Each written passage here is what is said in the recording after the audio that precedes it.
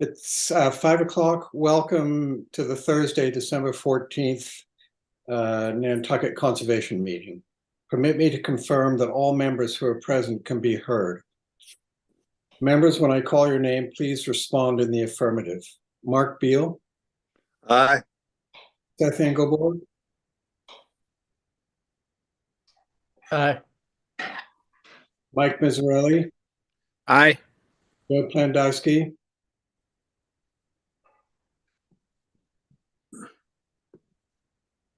Joe, you're muted. How about now? Oh, that's perfect. You're coming through loud and clear. Good. Tim Brain, I think, will be absent, and Linda Williams, I don't believe, is present at the moment. So this meeting is being held entirely remotely, so all participants are participating via Zoom. Public may participate via YouTube. There are directions on the Times website as to how to join. If anybody wishes to speak, please raise your hand either in your camera window or virtually and wait to be recognized by the chair. Please state your name and any relationship you might have to the project before speaking. Please keep your devices muted when you're not speaking so that you're not picked up by the recording or creating a distraction. Please note that this meeting is being recorded and that some attendees are participating by a video conference. Accordingly, please be aware that others may be able to see you, and take care not to screen share your computer. Anything that you broadcast may be captured by the recording. We'll start the meeting with public comment on items not being heard this evening. And being none, that takes us on to public hearing notice of intent. And I don't believe any have been continued this evening. So we'll start with Commonwealth Wind LLC offshore linear project. Mr. Vaccaro. Thank you, Mr. Chairman. Good evening, Commissioners. Yes, I'm Jack Vaccaro from Epsilon Associates. I'm here to represent Avangrid for their New England Wind 2 connector project. With me this evening is Pat Johnson and Erin Harisi, both of Avangrid. I think I saw Rachel Lake, also of Avangrid, was on the Zoom platform with us as well. We were before the commission, you'll recall, a couple of weeks ago to introduce the project, talk about the proposed installation of 3 submarine cables in Nantucket's offshore waters. May I share my screen, Mr. Chairman? Of course. Thank you. Sorry about that hiatus. It's okay. I trust you can see Yeah. a figure now. Good, thank you. So as you can see from this figure, there is this this area of the project where the cables enter into Nantucket's waters. There's about a 3-mile segment here where the 3 cables follow within the what we call the Offshore Export Cable Corridor, or OECC. The cable corridor itself is about 3,800 feet wide. Basically, it's an area that's been studied very thoroughly over the past several years to determine its characteristics and identify the best potential cable route. It's basically an envelope, as we say, of where the cables could be located, but it's important to realize, of course, that each of these cables is only about 11 inches in diameter. The impact zone associated with each is very narrow, obviously much narrower than the offshore export cable corridor. So we talked about the project last time, and we continued the meeting just so that we could allow the commission opportunity to consider the dredging aspects of the project more than anything. And I wanted to just put this figure up on the screen because it provides a good illustration of where exactly the dredging is anticipated. When we speak of the dredging, of course, we're talking about not so much the cable installation, which is going to be done with a tool that allows the cable to be installed below the seabed. The dredging that we're focusing on this evening is the dredging that would be performed in areas of complex seafloor bed forms. These are the pink areas that you see shaded on the map. They're actually pretty small in Nantucket waters. If I can point them out here with my cursor, you can see these small pockets. Those are basically where the sand waves are expected to occur. Very, very limited sand wave dredging expected in Nantucket, but we do have to anticipate that some of that sand wave dredging will be required. And so the way that works is to ensure that the cable gets installed in the stable seabed beneath the sand waves, some removal of the tops of the sand waves, particularly the larger sand waves, would be performed. Basically carving a notch in the tops of the waves so that when the cable installation tool is used, there's good assurance that the cable will be installed, again, in the stable seabed below the sand wave. In other words, the sand wave could then pass over the installed cable without exposing the cable. It would remain buried. I hope I'm explaining that clearly, but obviously, if you have questions, please stop me and ask. It's important to realize also that all of the dredging operations, including the cable installation, is being reviewed at the state level by the DEP as part of the water quality certification. So they take a look at this very closely and make sure that the dredging methodology that's being proposed is consistent with the state's surface water quality standards. That's been applied for the previous projects and will be applied to this project as well. So what happens with the sand that gets removed in these notches? We have submitted some additional information over the past couple of weeks. We submitted that to the commission last week that explains the methodologies. There's basically two methods that are proposed.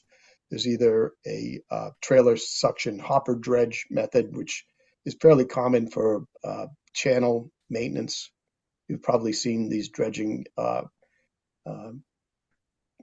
operations for some of the channels around Nantucket Harbor, Nantucket, certainly the entrance to Nantucket.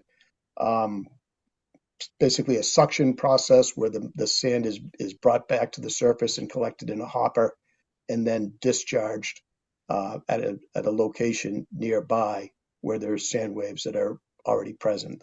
The expectation is that that sand would then be returned to the system and would be reworked by the currents to form, the sand waves that are already, to join the sand waves, I should say, that are already present in the area.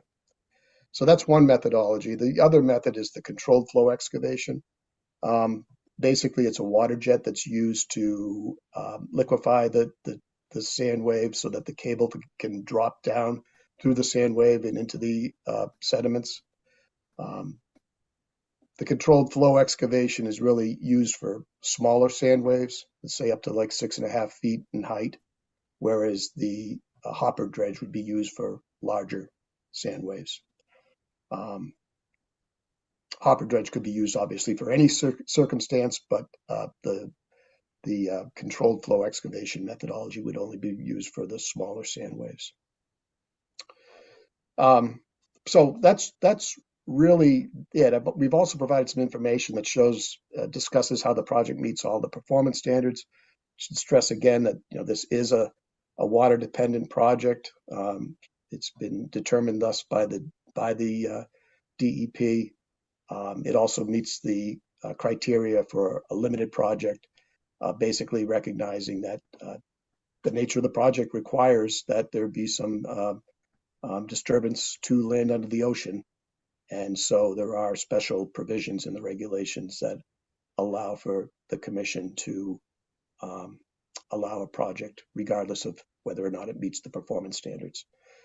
But the performance standards, if applied to this project, are simply that the means and methods of the dredging have to be performed in a manner that the impacts are minimized, and we feel confident, and we've been assured through our consultations with DEP that the best available methods are being used to minimize any impacts to the seabed.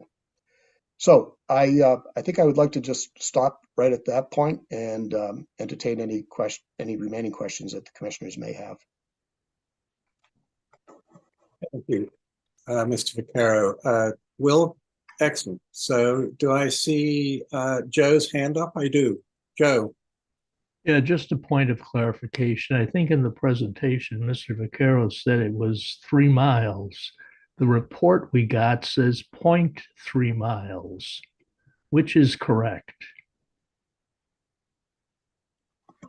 So thank you. There is a bit of confusion there. The 0.3 miles refers to the amount of the dredging that would be expected for the project in Nantucket waters.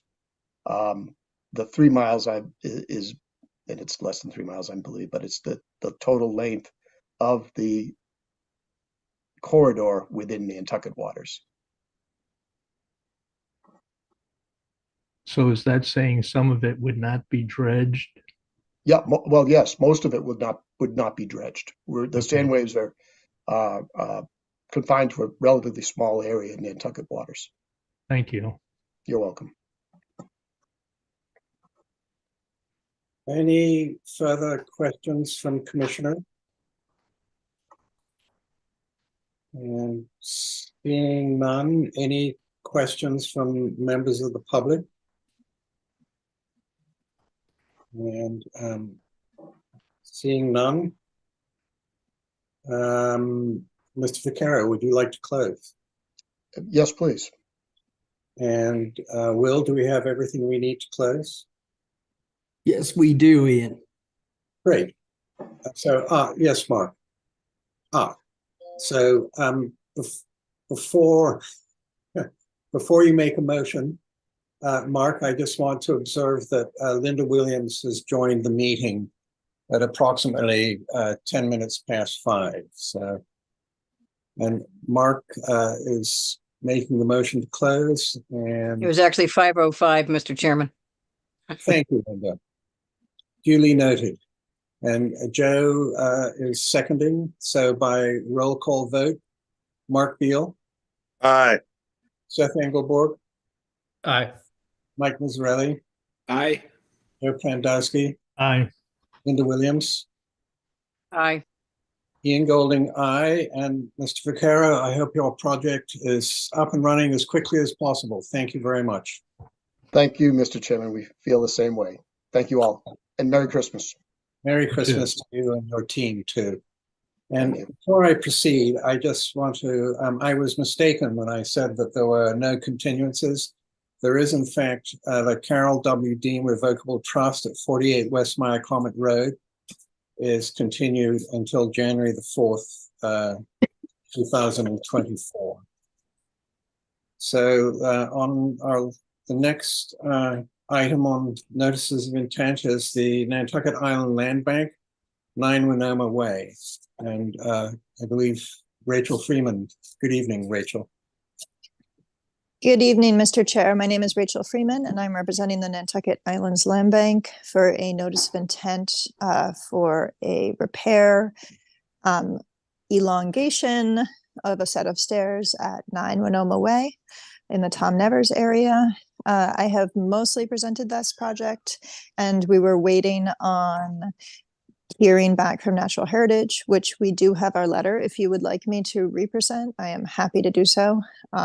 The Natural Heritage letter basically says that there's time of year restrictions upon when we put the stairs in due to nesting rare birds, which we are completely capable of adhering to.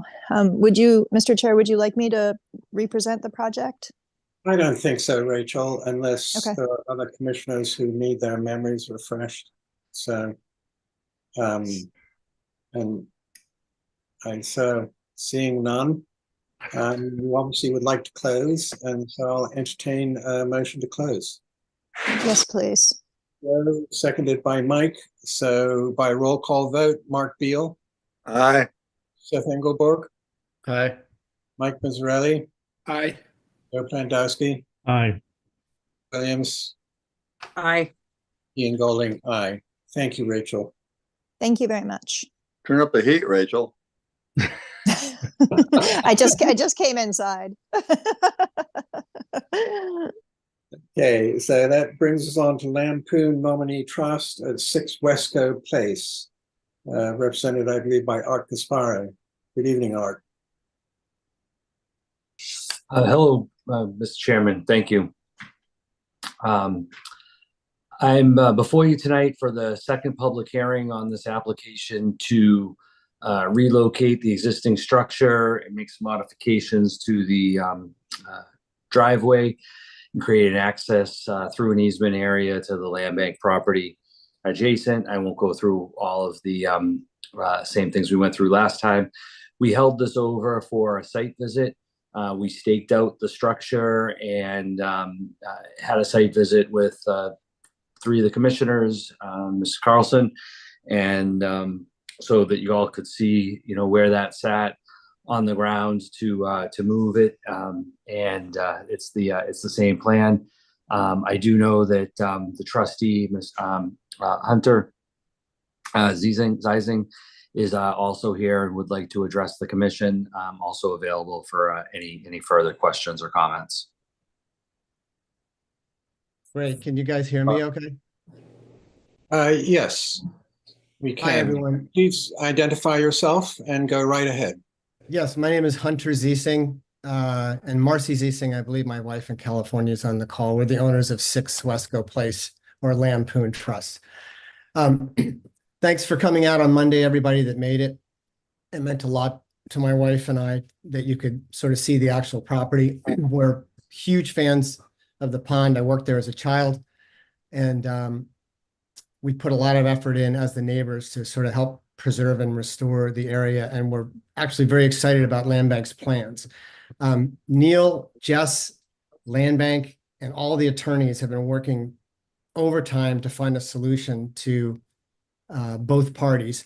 And you saw a lot of what Glenn and Art presented last week, so I won't kind of rehash it. I'm in favor of the plan because it provides Land Bank a clear path for pedestrians and unrestricted maintenance access for the vehicles, which kind of hasn't been that clear. Like, we've had cars blocking the area. Some people walk down the footpath, some people walk down the driveways, and Land Bank has wanted to clean this up for a long time. And also there's a wetland restoration element to this. Importantly, on a personal level, are there alternatives? As Linda pointed out very succinctly last week, yes and no. The side yard next to the Furdak property, if we're going to push the barn over, we could potentially go over a couple of feet and get a variance. And I think the Furdaks might abide to that, but we don't think it's necessary. Moving the barn next to the house is also an option, but from a historic perspective and being a farm aficionado, I just don't see barns crammed next to homes. They're usually kind of across the street where the cows and the pigs are. So aesthetically, I don't think from an HDC standpoint, it's going to look great. Environmentally, it's going to push our cars onto the front lawn and next to the wetland. The barn is 6.5 feet taller than the side of our house where our bedroom is. It'll block light. And, personally, and this is, I call it selfishly, that option could deny a lot of use of our property. We want to grow organic vegetables in that area. It's just a sweet little piece of property, and we just really don't want to shove a barn up against the house. That being said, even though this barn was approved by the public, butters, Concom 15 years ago were in different times, wetlands move, things change, and we're respective of Concom being very careful about making exceptions for people. But we are hoping that you'll make an exception for this, for the barn and the road, which is, also goes through the buffer zone. All of it. I think we've lost the sound, Mr. Zeising. Oh, can you hear me now? We can, and I think you've made your point clear. So Yeah. I think if I may, at this point, I'll ask commissioners if they have questions of either Art or yourself. So, commissioners, yes, Seth. Thank you, Mr. Chair. So um, I'll just call it the access easement, really driveway, I guess we'll call it. The point of that is twofold, if I am understood. It's for the Z-Sings to drive on and bring their vehicles to their barn, and for the land bank to bring equipment into Lily Pond. So I'm checking if that's correct. And if so, I hope that there's some way for us to limit, public vehicles driving over that into Lily Pond. So we should probably condition this to make sure that appropriate fencing or signage or who knows what, make sure that people don't drive into the Lily Pond. Thank you. Thank you, Seth. And Linda, I see your hand up. Mr. Chair, Glenn Wood. Yes, I'm going to, Glenn, I'm going to let other members of the commission. Sorry, my apologies. Oh, not at all. And Linda, please go ahead. I brought it up as Hunter said. I brought it up the last time. I've been up and down that road over the years for various reasons, and I'm still struggling with the fact that we could move it over further. Maybe not right up against the house, but move it over further. So that's what I'm struggling with. I don't know if it's 4 feet, 5 feet, 10 feet, but move it further. And I don't know if there's any compromise between moving it all the way over and moving it over a little bit. I'm still struggling with that. Okay, thank you, Linda. Mike, did I see your hand up? No. And so Mark? Thank you, Ian. Yes, I have a question about the actual plot plan shown. It shows to relocate the structure in the middle of the roadway. I understand what that means. The structure is then moved up in the corner of the property, but also below the roadway it shows gravel driveway. Now, are there 2 driveways going to be coming into the property? One, the land bank access one, and then the owner's own driveway?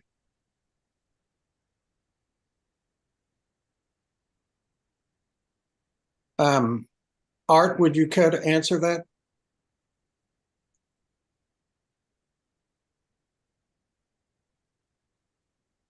And have we lost Art? I guess he's off for the moment, but it Okay. is shared. It's shared access. Thank you, Mrs. Isaac. And yes, Mark. I think that if we are going to be building, or not we, they are going to be building a access way to the Lily Pond, which is what we're really talking about here, not their driveway. I would prefer to see them build a 2-lane with grass in the middle, traditional type Nantucket dirt road with a real grass in the middle where it's just 2 lanes coming in. For me, it would be much more. It would be much more environmentally sound as well as attractive. Yes, I agree with you, and that was my understanding from the way it's drawn on the plan. And I'm sorry we've lost Art, and perhaps we can clarify some. That's my understanding, Ian. Well, and thank you, Glenn. And I was just going to switch over to you, so please go ahead. Yeah, I don't know where, so basically the easement that exists presently to the benefit of the land bank allows for access across the Hunter's property for both land bank vehicles, but also for public access. And the plan is that this is going to be allowed to be used for public access, in addition to just vehicles of the land bank for maintenance or emergency vehicles or things like that. So to be clear, this plan includes long-term the ability for public access through Hunter's property. Thank you. Seth? Thank you, Mr. Chair. So at the intersection between the Hunter's property and the land bank's Lily Pond property, we'll call it the eastern side. I see where the split rail goes on the north and south sides of the access way. Could we have the split rail also be one section at the east side there that was only large enough for pedestrians and, let's say, bicycles to go in between? And then if it needed to be removed by the land bank for their property work or whatever, they could be removed. I know in a lot of projects, people put like a PVC sleeve in the ground with the pipe in it and with the post in it. And then if they need to move it, they could just, pull it out. But I don't know. I feel like if we're making a very visibly noticeable, attractive looking roadway, people are gonna try to drive vehicles or mopeds or who knows what into the lily pond, and that's clearly not beneficial for the environment. So if we could just on the eastern side have a fence that could be removed as needed, I think that would be a benefit to the project. And just while I have the floor here too, I also think that although the 2-track cobblestone looks nice, it would be better just to have a grass easement way or a sand or dirt easement way, because it's more permeable and better for the environment. Thank you.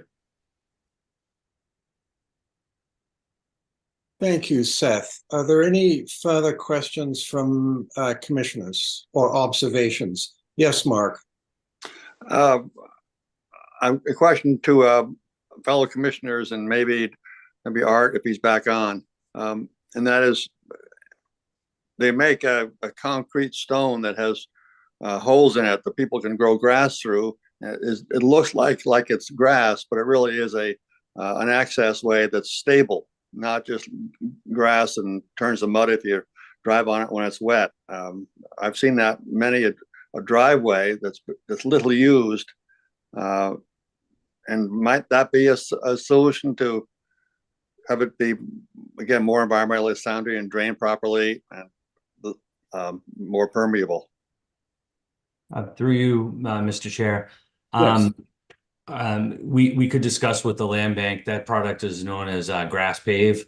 Though I would say that I don't think that that's part of, the when you look at the size of the cobble tracks, the overall area, as I've calculated and put on, I guess we didn't provide an updated plan. I calculated that area, and we could show you what that reduction is as related to the gravel driveway that currently exists.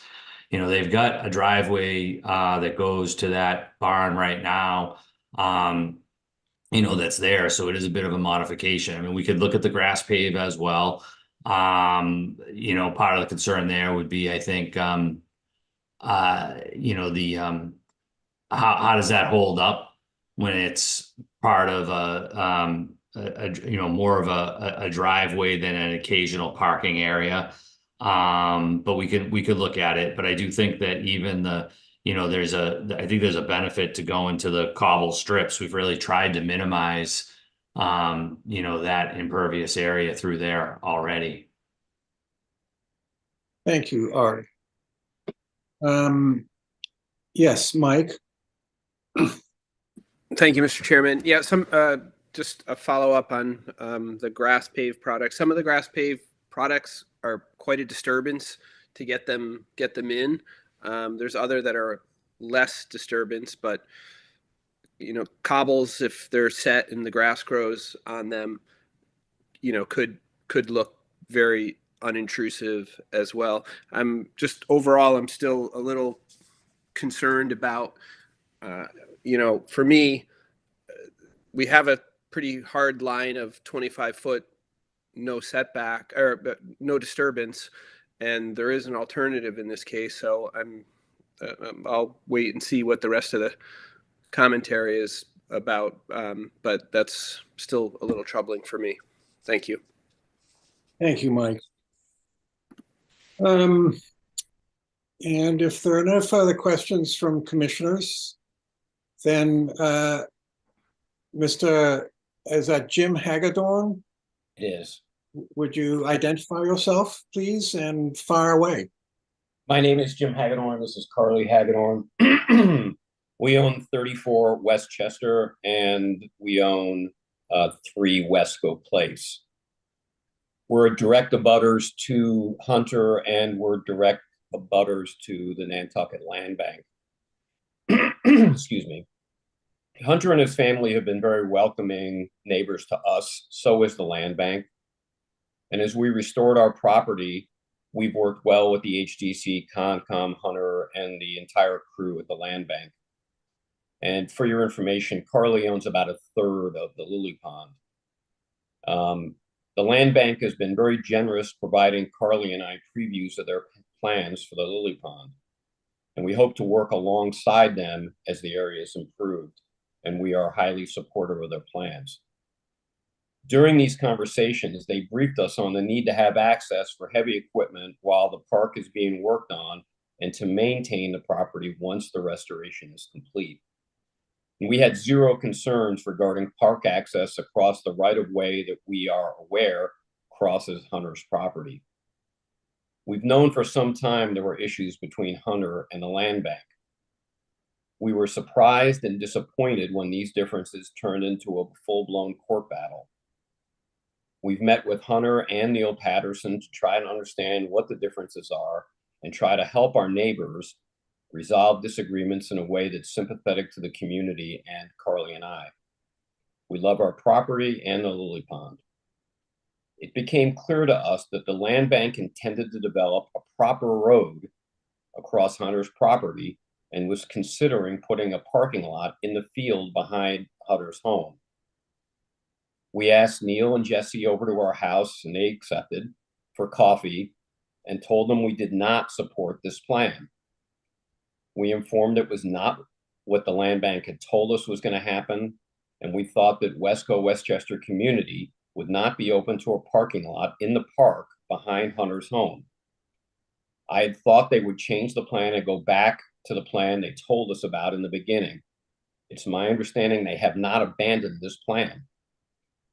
They beat Hunter down with hundreds of thousands of dollars of legal bills until he capitulated and was legally silenced. They spent at least that much of their donors' money to beat him into submission.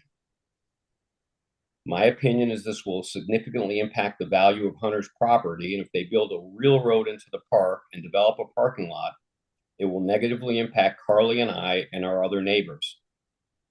The existing path, while it may not lie within the right-of-way, really works fine. Their existing parking lot on Liberty is rarely used. We told them if they need a handicap spot, maybe we could figure out a way with them and the town to do it along our Wesco property. My opinion, I think the land bank was a bully here. I don't think they've been transparent with us about what they really want to do. It's my understanding that the land bank years ago acknowledged and approved of the location of Hunter's shed in writing.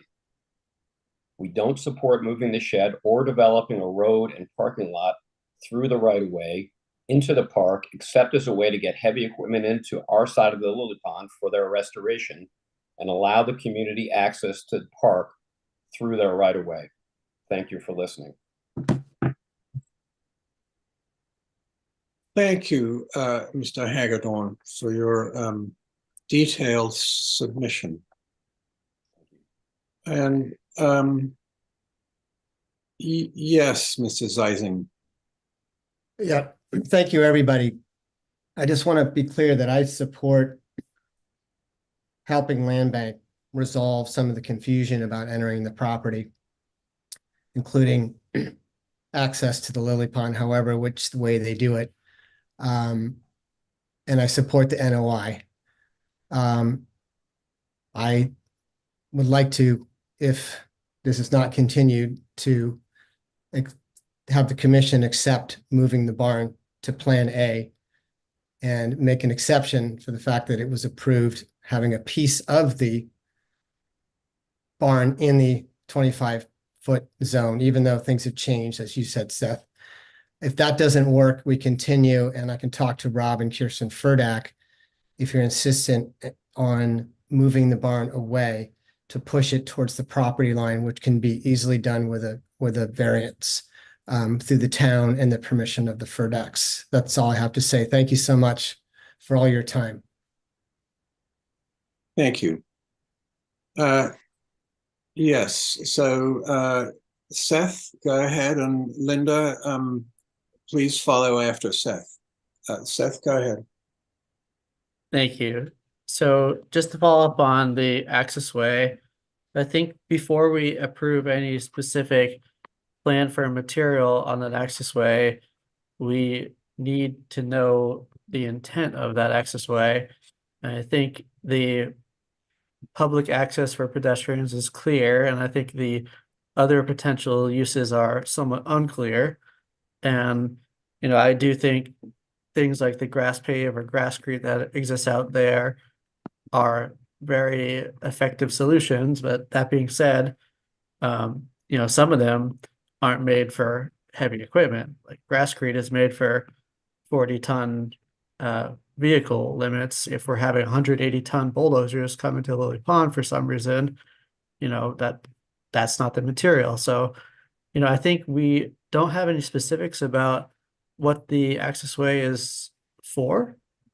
And without that, we can't really get to a conclusion of what the material should be. I mean, if it's just for pedestrian access, there should be no material at all. It should just be grass. If it's for completely vehicle access, it has to be something else. So I'd like to see some submission more about what that will be used for so that we can get to a appropriate material. Thank you. Thank you, Seth. Linda? I agree with what Seth said. That was also one of my concerns, but Hunter just mentioned that they could move it a few feet and have a piece of it in the setback. How many feet was that through you, Mr. Chairman? Yes. So I'm not sure. So Hunter, if I may call you Hunter, Yes. when you were talking about changing the position from the proposed structure relocation on the map, on the drawing, where were you referring to? Maybe somebody could pull it up. Is that possible? Yeah. I'm sure it is. Will?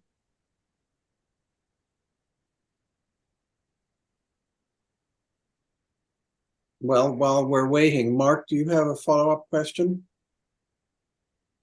I do. It wasn't a question. It was to go back to my original thoughts of the original hearing.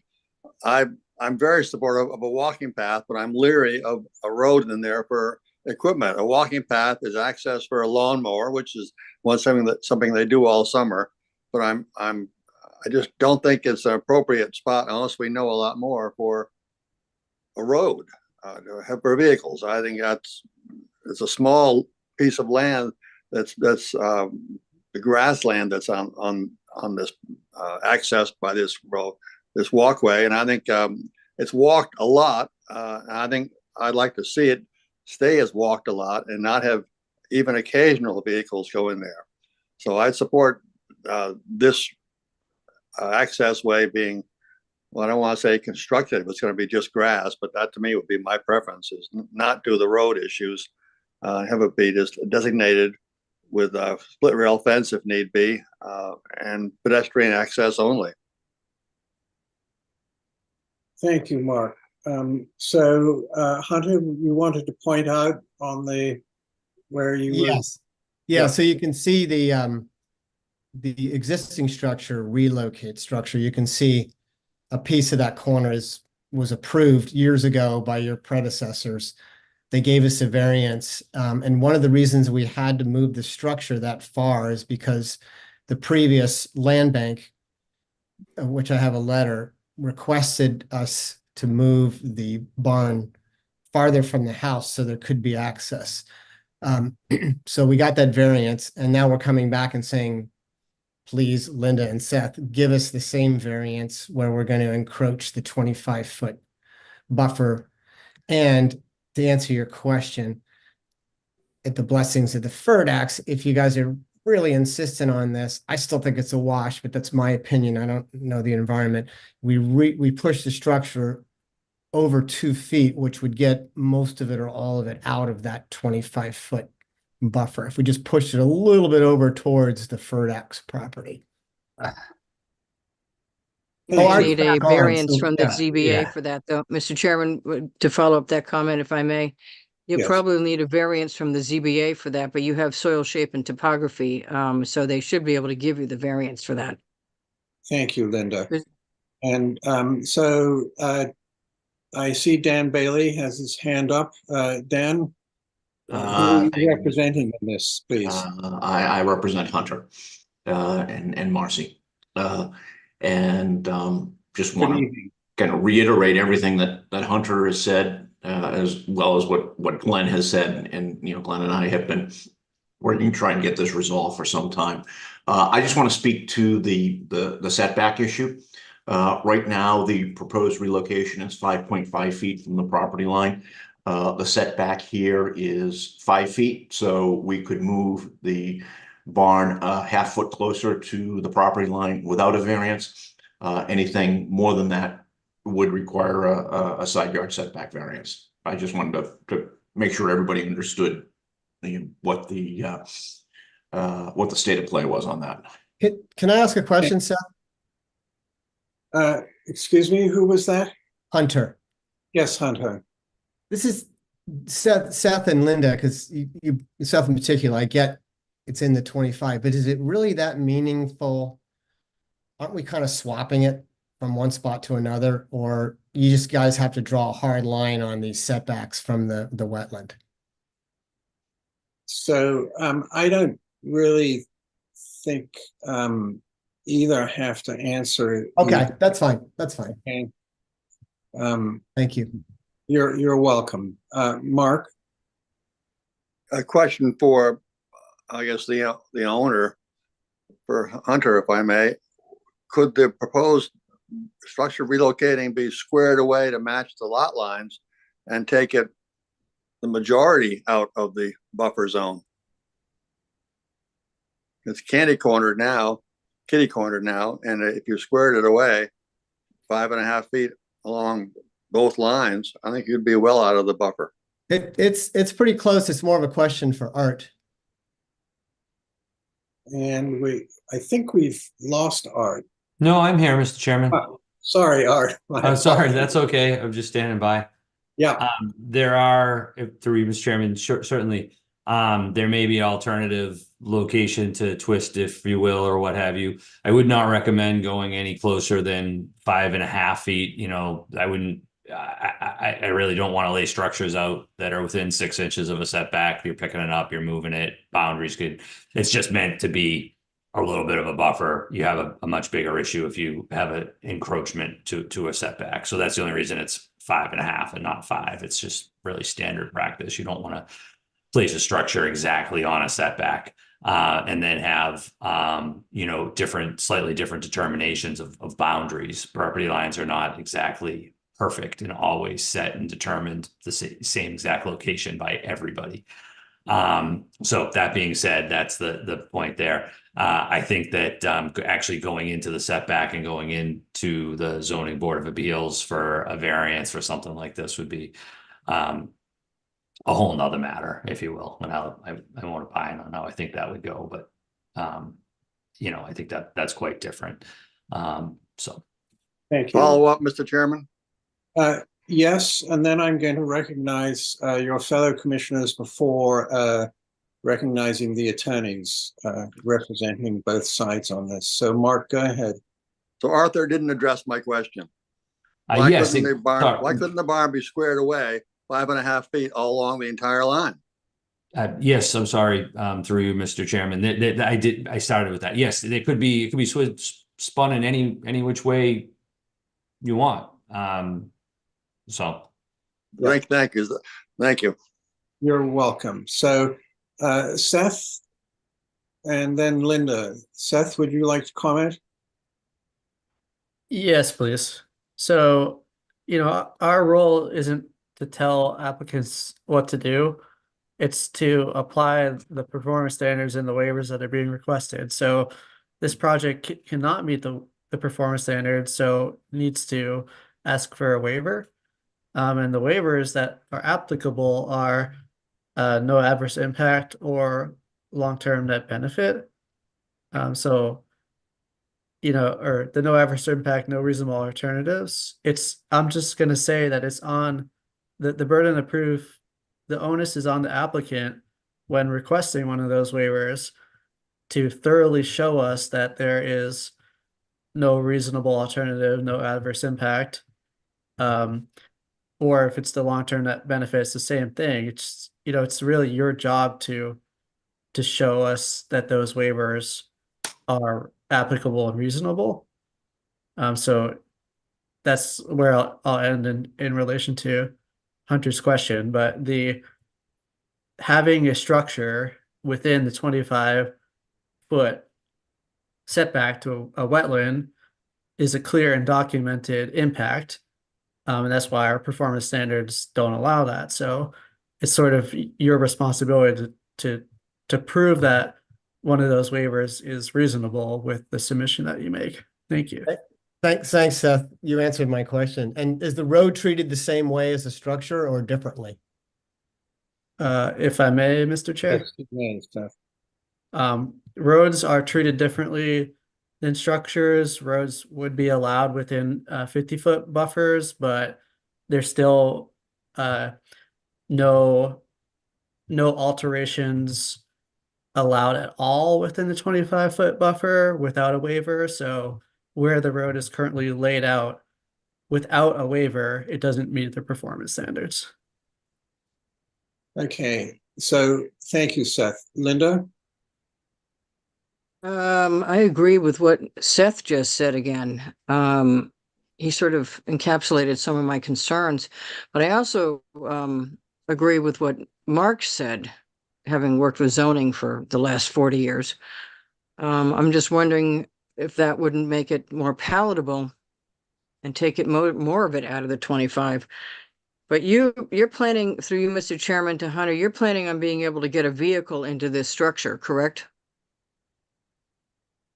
Hunter, would you like to answer, Ms. Williams? Can you repeat the question? I'm sorry. He asked if you You're were planning on getting, you're planning on getting a vehicle into this structure, are you not? Oh, yeah. Yeah, we leave our car in there in the wintertime. All right, so then we're back to the Grasscrete and we're back to the how much of an improvement on the access we're willing to deal with. And I think Seth put it sort of well that we need more information on that. Okay. Thank you, Linda. So I'm gonna, if I may, I'm gonna just make a choice and by alphabetical precedence that makes Dan Bailey speaking first. And Glenn, I don't know if it happened to you in school, and since you're at the W end, so Dan, go ahead. I would have no issue, Mr. Chairman, if Mr. Wood went first. No, I just wanted to speak to the setback issue again. I completely understand what Art is saying about how, from an engineer's perspective, he doesn't want to lay anything out right on the setback line. But from a lawyer's perspective, the setback line is 5 feet and we can put it at 5 feet. Going back to Mr. Beal's comment, in fact, if we do rotate it and move it a half a foot so it is exactly on the setback line, I think we can address, again, I get the 25-foot setback, and I also get that the commission today, I mean, Mr. Golding, Mr. Engelborg, and I have argued endlessly about projects that have been approved in the past that were within the 25-foot and wanted to be redone within the 25-foot. And for the most part, we generally got to some sort of resolution on those. But you know, what I'd like to do is see what we can do if we push it right up to 5 feet, and that will increase the amount of the setback. I don't think it would get out of the 25 entirely, but I think we can improve the, you know, the amount of the encroachment compared to what's there now. Great, thank you, Dan. And Glenn, please. Thank you, Ian. Just 2 quick points. One is that the land bank has used this easement area for their own vehicular access for a long time. There's been historically an extremely broad access across this whole area. And as part of the mediated settlement between the two sides, we decided to refine that easement into a much more narrow area, which I think makes a lot more sense for everyone. And so I just want to make that point. This isn't like this is just a pedestrian access historically. It's been for and has been used for vehicular use for a long time, with obviously no adverse effect on the wetland whatsoever, because the area is already lawn.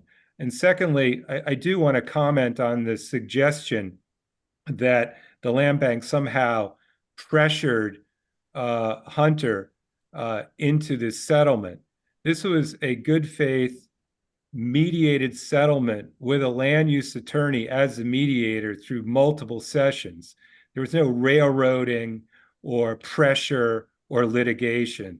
That is entirely inaccurate and entirely unfounded. And the land bank would take objection to that because it's just not the facts. Thank you. Thank you. Chair, can I just jump in on that? Because I just want to reiterate what Glenn just said. You know, both sides were well represented. Mr. Wood and I go back 25 years. You know, we sort of take pride in our ability, probably more, take pride in our ability to try and work these things out. Doesn't always work, but you know, I certainly, you know, I don't feel beat up. You don't look it either. No. So, but obviously there's the rest of me opinion here. So. Okay, so Seth, go ahead. I mean, I think the details of the mediated settlement are way outside of the bounds of the CONCON process anyway, but you guys could talk about that offline. I would just say, in reference to Mr. Bailey's point about, you know, trying to square up the barn and move it to the setback line. I mean, it sounds like there's some internal disagreements from representatives on who wants to do what, but you know, we're never, the reality is that no structure is supposed to be allowed within the 50-foot setback. We're never going to get that on this site. So even if we can't get the structure entirely outside of the 25-foot, our goal here when applying a waiver should be to try to get the structure as far as possible away from the wetland, because we're essentially trying to reduce the impact as much as possible. So if there are ways to get it farther, I think that's a benefit. If they end up being crazy, unreasonable ways, then we can, you know, rediscuss. But any efforts to get the structure as far away from the wetland as possible should be considered and should be brought as alternatives to this commission before we move forward on a resolution. Thank you. All right. So, Art, do you wish to have a continuance, and do you wish us to flesh this out more as to how commissioners feel as to whether the structure should be moved closer to the house, or whether or not it, under the circumstances, that trying to get it further out of the 25 would be acceptable? My sense is that Commissioner Engelborg has sort of summed it up, and it's really on the applicant to work this out. And it seems that we probably have to have some discussion and come back. Now, there's other team members, whether it's Mr. and Mrs. Zeising or Mr. Bailey or Mr. Wood, that might need anything further, but I don't have anything further. Hunter Zeising, I support working this out from the very beginning. Love land bank. They want to solve a problem. So do we. I think we can probably get together, find a way to get the barn out of the thing. Give the public a clear and delineated access to the property, and sort this out. And this, you guys took so much time tonight. I don't know how you move for a continuance, but I think I got to get together with Glenn and Land Bank and whatnot and Art and figure out a way to make this work that's acceptable within what the Conservation Commission is charged to do. Well, thank Yes, you. a continuance, please. I think that's what I heard. Sorry, long way to ask.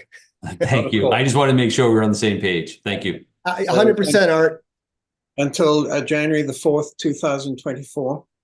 Yes, please. Okay, and may I wish everyone to very good holidays in the meantime. Happy holidays, all. Thank you. Same to you. So that moves us on to I'm a Dummy LLC, 77 Eel Point Road. I'm recused from this, Mr. Chair. You're recusing yourself? Did you Yes, say? I already did in the first hearing, so I'm continuing that recusal. Thank you. Nothing like consistency, Seth. So, Thank Brian? you. Thank you. Brian Madden from LEC Environmental Consultants. As we presented at the last meeting, the project involves a wooden set of beach stairs to replace the existing aluminum set of stairs over the coastal bank. We were waiting for the natural heritage determination letter, which has now been received, confirming no adverse effect, no take. So I believe that's all we were looking for. Good. In which case, no further questions from commissioners or members of the public. And a motion to close, please. Thank you, Joe. Seconded by Mark. Thank you, Mark. So by roll call vote, Mark Beal. Aye. Mike Mizzarelli. Aye. Joe Plandowski. Aye. Linda Williams. Aye. Ian Golding, aye, and Seth Engelborg emphatically recused. So that brings us on to Creekside Nominee Trust, 156 Orange Street. Mark Ritz.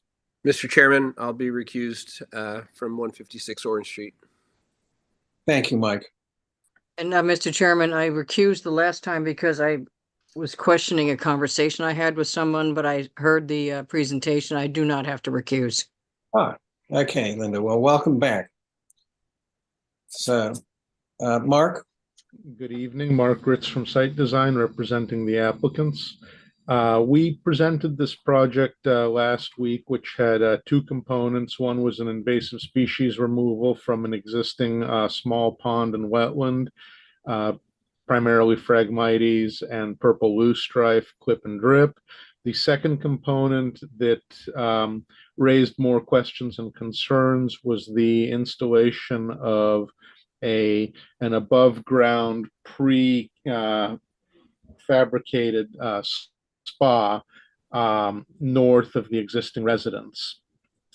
During the hearing last week, Commissioner Engelborg asked if there was a possibility to place the spa on either the covered porch immediately adjacent to where we have the proposed spa shown, on the porch on the east side of the house, or in the deck above enclosed porch area that is just south of the proposed spa. We've evaluated all of those areas, and there isn't really a way of getting anything onto any of those areas without blocking entrance and egress from portions of the house.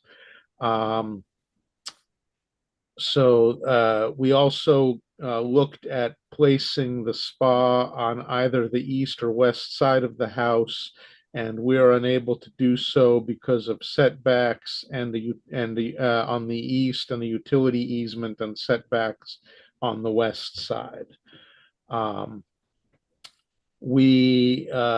One of the options that we would like to present to the commission is the possibility of rotating the spa 90 degrees and placing it directly against that what's labeled as deck above porch. Basically, the area Will is kindly highlighting for us. We were not able to get a revised plan in time for the meeting, unfortunately. But that would place the spa basically no closer to the resource area than existing covered porch and house. I just wanted to point out that the resource that we're dealing with here primarily is, if you look at the jagged green line on the plan, that's the extent of the coastal bank as delineated by everyone's favorite DEP policy 92.1 that has all those wonderful slopes and angles.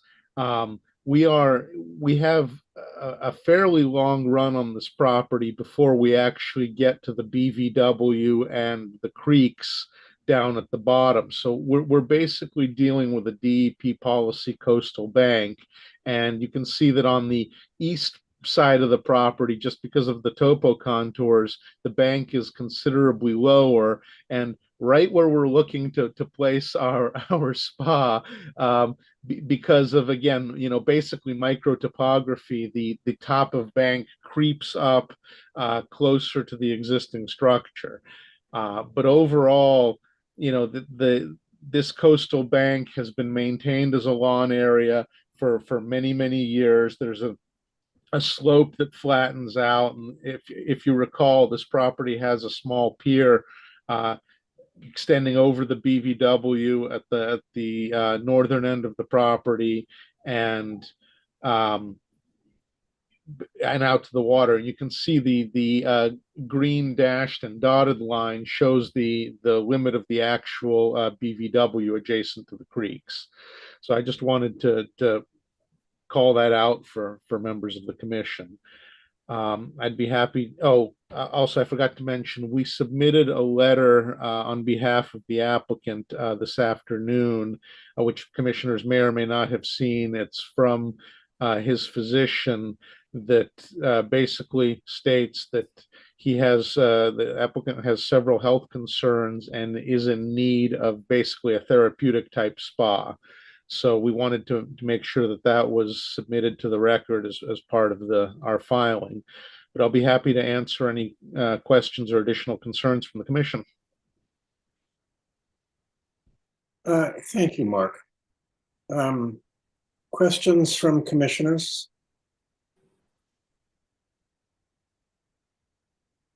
Yes, Seth.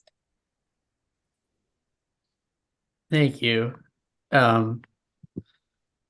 Sorry, this isn't really a question, but I'm a little bit disappointed that no alternative seemed reasonable. I mean, I read the letter from the physician that came in today documenting that there needs to be a spa for hydrotherapy uses. And although I'm sensitive to applicants' medical conditions, it's really outside of the Conservation Commission process. And I think hydrotherapy tubs could be put in any number of locations, including inside the house. So I think that, the unwillingness to find a reasonable alternative here is a little bit depressing, because I think it's clear that structure in that location, whether it's in the current layout on the plan or in the adjusted rotated layout that Mr. Rich is describing, is going to have impacts to the protected or to the performance standards of the protected interests of Coastal Bank. It's going to impact wetland scenic view. It's going to potentially cause, issues with bank stability. There are some concerns about wildlife, depending on what type of water and coverage system that has. And, there's potential concerns of a few other things. So I think that if there is no alternative here, this project should unfortunately be denied. Thank you. Thank you, Seth. Linda? You, Mr. Chairman, this spa is elevated, is it not? I believe so. Mark? You're muted, You're Mark. muted. Apologies, I thought I had unclicked it. This is basically a precast, the type of spa you would purchase and put on the ground surface. This isn't excavated into the ground. This basically rests at grade and is like a hot tub type spa. There's no way to put it up on the deck? I Um, think it's in front of doors and windows, is it not? if we put it on the deck, it'll basically block access to the building doors and to the building doors. Another question, I much prefer it when you ran it parallel to the deck as opposed to where it's sticking out now. If you expanded the deck where this is sitting on the ground, would you be able to elevate it over the ground?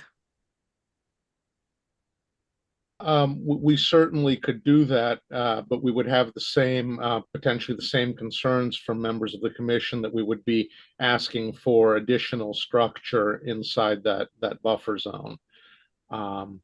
Especially where we have the coastal bank creeping closer to that side of the house.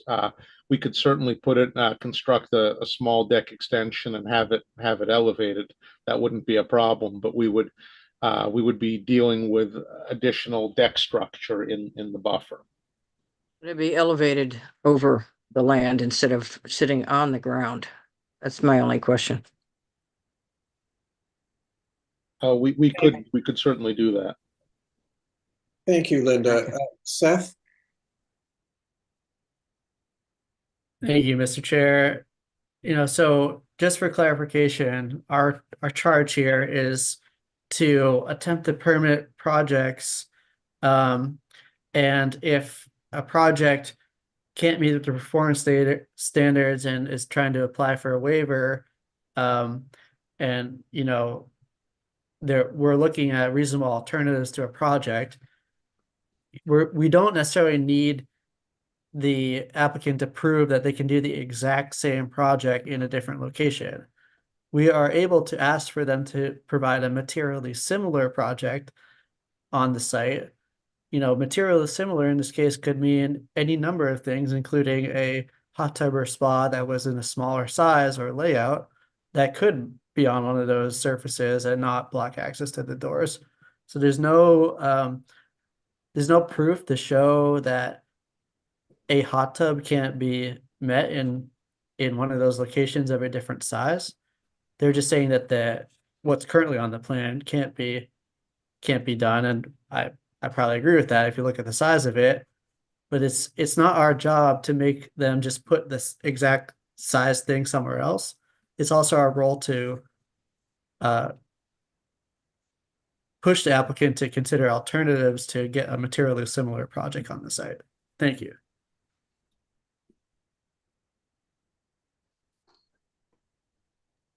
Thank you, Seth. Will?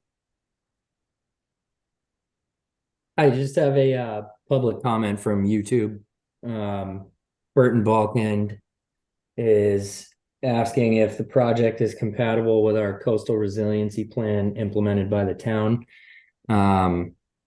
Which my short comment is just that the CRP is not yet within our wetlands bylaw.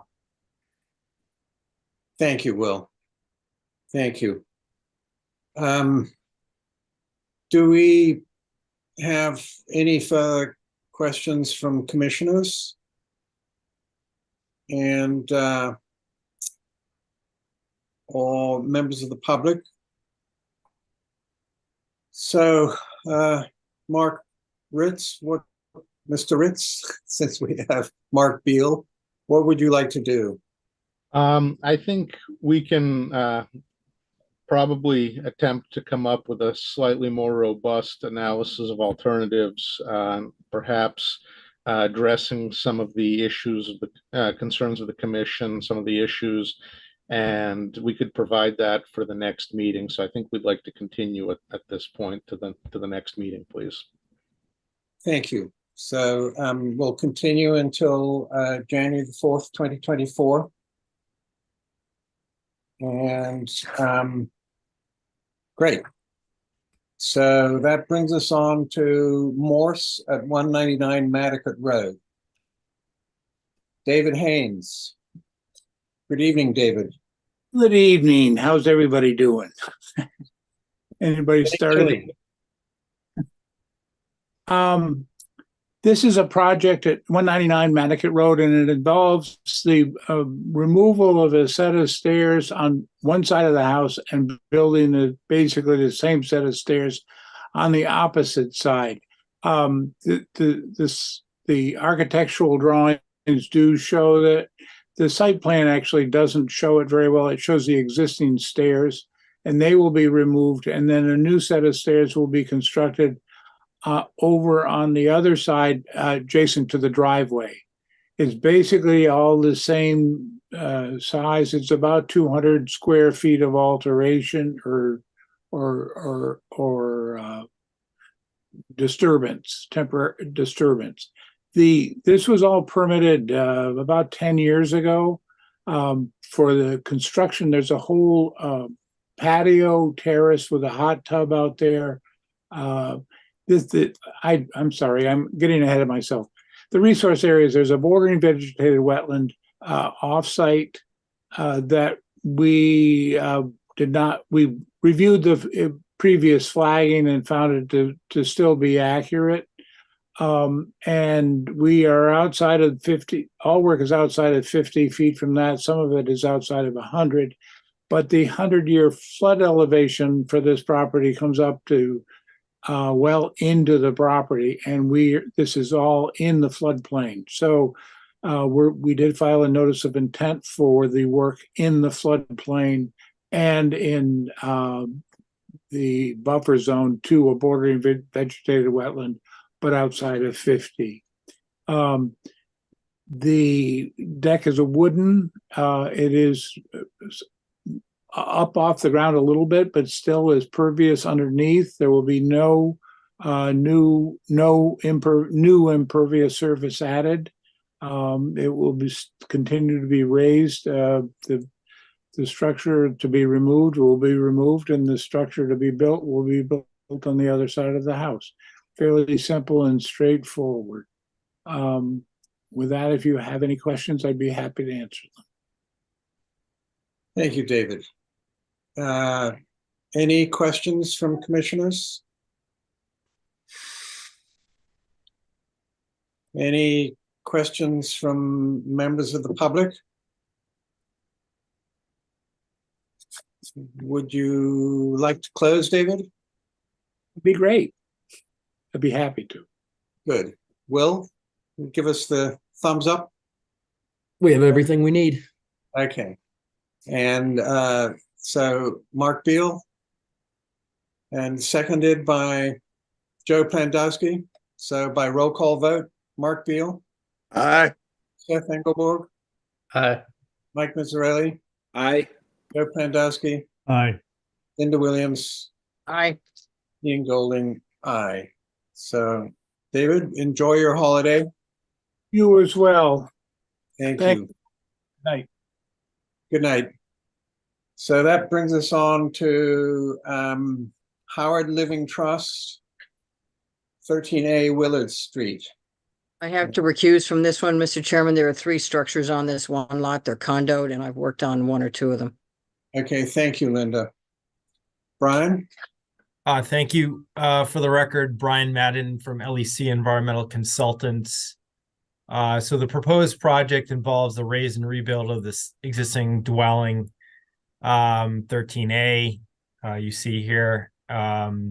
Resource areas involve, there's a bordering vegetated wetland system further to the east, along the property boundary, and the entire subject parcel is located within land subject to coastal storm flowage, flood zone AE elevation 7.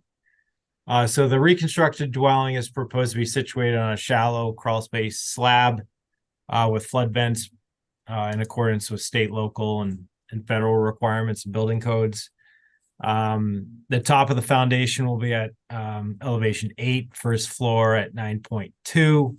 The slab at the crawl space is at 2.8. The foundation itself is going to be located within the 2-foot separation to high groundwater, but it has been designed in a manner to be above high groundwater at the bottom of the footing. So dewatering is not anticipated here. The proposed redevelopment, the dwelling itself is outside the 50-foot, but portions of the existing deck and porch are located within the 50-foot. So there will be some reconstruction overlapping with that footprint. There's no expansion within the 50-foot or encroachment towards the wetlands. It basically matches what's existing there.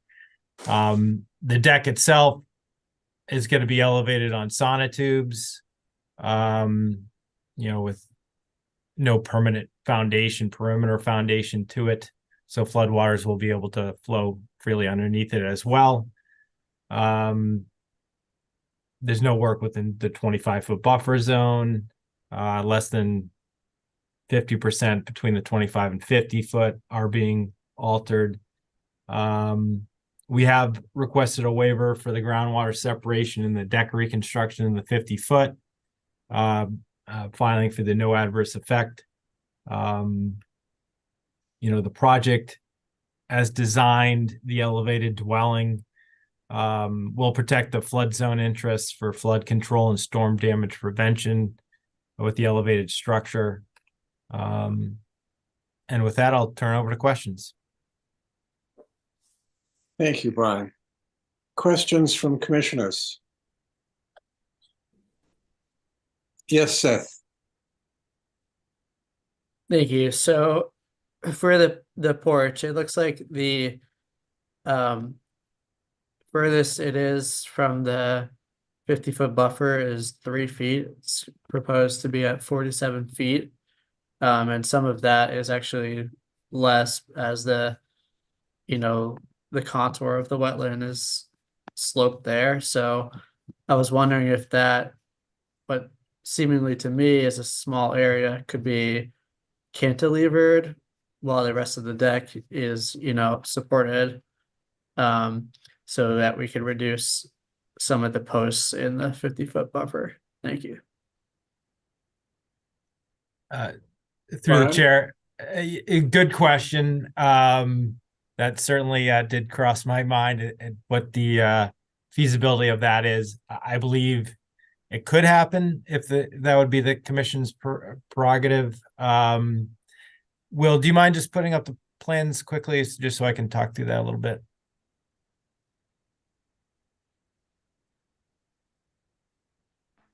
Thanks, appreciate it. So, so Seth, on that northeast corner of the dwelling or the porch deck, I believe that can certainly be cantilevered if that's the desire of the commission. The stairs in that southeast corner, you'll need some supports in that location, but that northeasterly corner, I don't see why we couldn't accommodate that.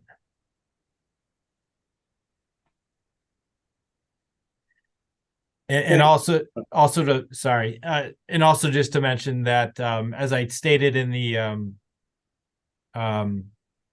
NOI narrative, there is a second story balcony that's proposed. There's an existing second story balcony that's going to be replaced, those posts itself will be outside the 50-foot buffer zone. It doesn't occupy the full footprint of the deck. It's only a portion of that. Thank you, Brian. So, yes, Seth. Thank you, Mr. Chair. And some people probably are maybe not of the same mentality, but it's my opinion that even though we're just talking about posts, they do have cumulative impact, and anything we can do to reduce the amount of intrusion into the ground in the buffer zones is beneficial. So if that is a possibility, that doesn't seem difficult from an engineering perspective. Maybe the long-term net benefit of that is minimal, but it's something. So we should be trying to do whatever we can to provide a benefit. Thank you. Thank you, Seth. Any further questions from commissioners or members of the public? Yes, Mark. Thank you, Ian. I support the concept of cantilevered, and I'm puzzling about how the staircase could be somehow reconfigured or redesigned to get it out of the 50-foot and have a cantilever deck there. And I'm not an engineer, so maybe Joe can help us. He's the engineer, our resident engineer. But I support Seth's theory, not theory. Observation that we should do our best to reduce the impact on the 50-foot no construction zone. Thank you, Mark. Mike? Thank you, Mr. Chairman.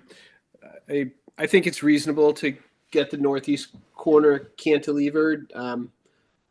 It seems like a good compromise. I'm not to diminish any other commissioners' comments, but I'm not as concerned about the stairs to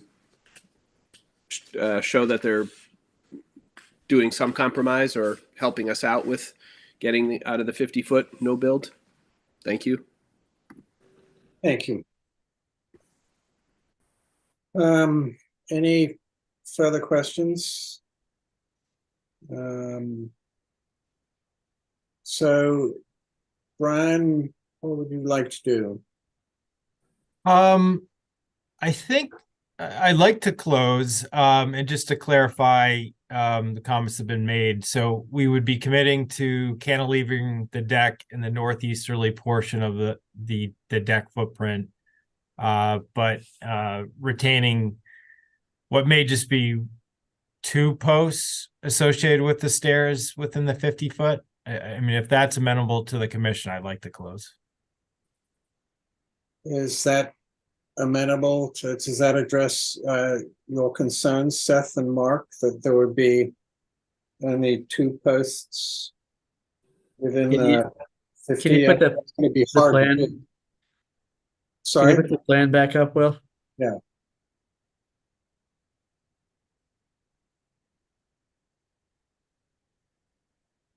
And where the stairs are located, you'll see if you zoom in, Will.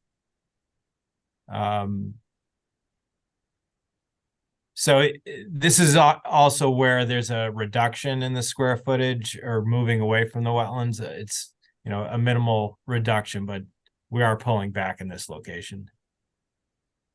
So if we made a condition that said no posts should be within the 50-foot buffer in the area labeled porch, but there could be posts within the area labeled deck, that would be fine by me.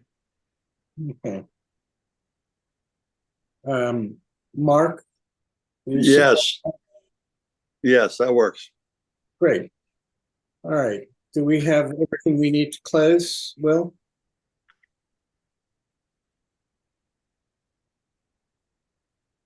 Sorry, too many windows open. Yes, we do. Great. So a motion to close. Thank you, Mike. Seconded by Joe. By roll call vote, Mark Beal. Aye. Seth Engelborg. Aye. Mike Mazzarelli, Aye. Joe Plandowski, Aye. Ian Golding, aye, with Linda Williams recused. Thank So you. that brings us on to Matthew and Allison Smith Trust at 232 Nantucket Road. Brian Madden from LEC Environmental Consultants. So the project involves a series of site improvements to the lot. There are off-site resource areas being bordering vegetated wetlands. I had flagged the property to the west that was recently before you within the last couple of years. The boundaries have been reaffirmed. There's also BVW across north of Nantucket Road, greater than 50 feet away from the site. But the proposed project involves the construction of a new guest house, a shed, some porches, deck reconfiguration to the existing single-family dwelling, proposed pool patio, and a gazebo structure. There's no work proposed within the 25-foot buffer zone, less than 50% alteration between the 25 and 50, and no structures within the 50. Oh, I forgot to mention, there's also proposed new driveway access to Nantucket Road. The flood zone minimally extends onto the westerly portion of the site, and the majority of the work is outside the flood zone except for the small portion of the driveway entrance, which will have a de minimis impact on flood zone interests.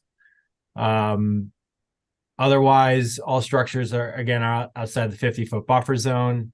The pool itself is going to have greater than a 2-foot separation to high groundwater. It's elevated, so no waiver request there. The foundation for the proposed guest house, the bottom of the foundation will be within the 2-foot separation, but we are above the high groundwater, so there's no dewatering required for that. We have requested the waiver for that 2-foot separation.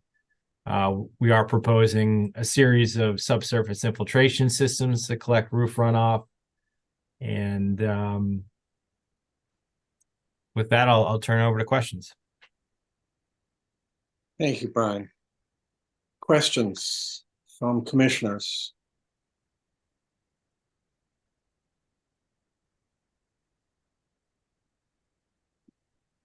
So seeing none, are there any questions from members of the public? And seeing none, would you like to close, Brian? Please. Will, do we have everything we need to close? Indeed, we do. Great. So a motion to close, please. So I'll give that to Mike, closely seconded by Joe. So by roll call vote, Mark Beal. Aye. Seth Engelborg. Aye. Mike Mazzarelli. Aye. Joe Plandowski. Aye. Linda Williams. Aye. Ian Golding. Aye. And Brian, I think that's at this point we wish you Merry Christmas and Happy Holidays. Thanks so much, but I am sticking around. I am filling in for Bracken on a couple other things. So Okay. Premature, huh? All right. Thank you, though. Okay. So that moves us on to Gutierrez and Gator at 55 Grove Lane. Mark Ritz. Good evening, Mark Ritz from Site Design, representing the applicants at 55 Grove Lane. Will, if you could zoom into that northeast corner of the plan, please. The project before you this evening is a request to construct a small building, 75 square feet, and to expand a pergola on a portion of the property that is currently a stone patio, and where a pergola already exists basically to the eastern edge of the proposed building. So all of the structures will be within the footprint of the existing stone patio, outside the 50-foot buffer zone. The proposed building is approximately 50.4 feet from the edge of the BVW, so just outside the 50 foot, and the pergola isn't also outside the 50 foot. That's the extent of the proposed work on the property. I'll be happy to answer any questions. Great. Thank you, Mark. Any questions from commissioners? Or questions from members of the public? And seeing none, would you like to close, Mark? Please. Will? Thumbs up? Got everything we need. Great. A motion to close. Thank you, Mark. Seconded by Mike. So by roll call vote, Mark Beal, Aye. Seth Engelborg, Aye. Mike Mazzarelli, Aye. Joe Plandowski, Aye. Linda Williams, Aye. Ian Golding, aye. That brings us on to Furtall, 11 Roberts Lane. Once again, Mark Ritz from Site Design, representing the applicants at 11 Roberts Lane. The project before you this evening is a request to construct a garage dwelling, driveway, and deck, and some other minor, a staircase and a proposed building addition on an existing residential property. All proposed work is outside the 50-foot buffer zone. It's all within previously altered and landscaped portions of the property. I think at the closest, we're going to be about 55, 60 feet from the edge of the BVW, so well outside the 50. We are considerably higher than the wetlands, so we're not going to be within 2 feet of high groundwater, so we don't require the waiver. The property slopes significantly down to where the wetland is. That's pretty much the extent of the project. I'll be happy to answer any questions. Thank you.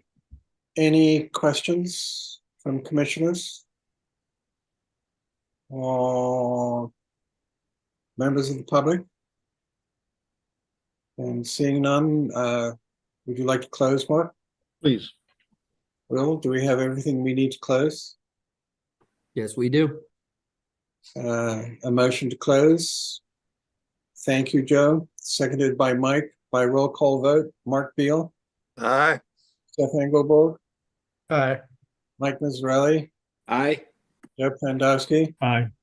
Linda Williams, Aye. Ian Golding, aye. That brings us on to Knof and Metz at 35 Nantucket Road. Once again, Mark Ritz from Site Design, representing the applicants at 35 Nantucket. This one's a little more involved than the last two. The subject property is an odd one. It's got a tail that goes down to Nantucket Road and a large portion to the north. Everything to the north is wet, and there are wetlands on either side of the piece that goes down to Nantucket Road. There's an existing main house on the northern portion of the tail, as it were. That's not being touched. There's also an existing garage. Is it actually?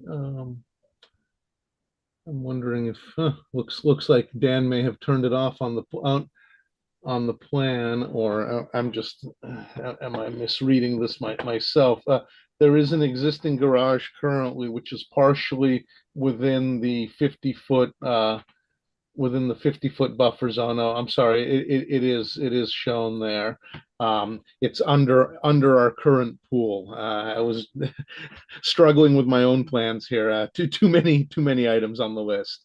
The applicant is proposing to remove that structure and to construct a new dwelling, shed, and pool. The pool and spa are entirely outside the 50-foot buffer. A small portion of the shed is inside the 50-foot buffer, and a small portion of the proposed dwelling are inside the 50-foot buffer. However, all proposed structures that are inside the 50-foot buffer will be less than the existing structures. We're going to have an overall reduction of footprint inside the 50-foot buffer, and all work is within altered areas. No native vegetation will be disturbed. No buffer zone vegetation will be disturbed. We do again have a very steep drop off to the wetlands, so we're not going to run into any groundwater separation issues on this one. With that, I'll be happy to answer any questions.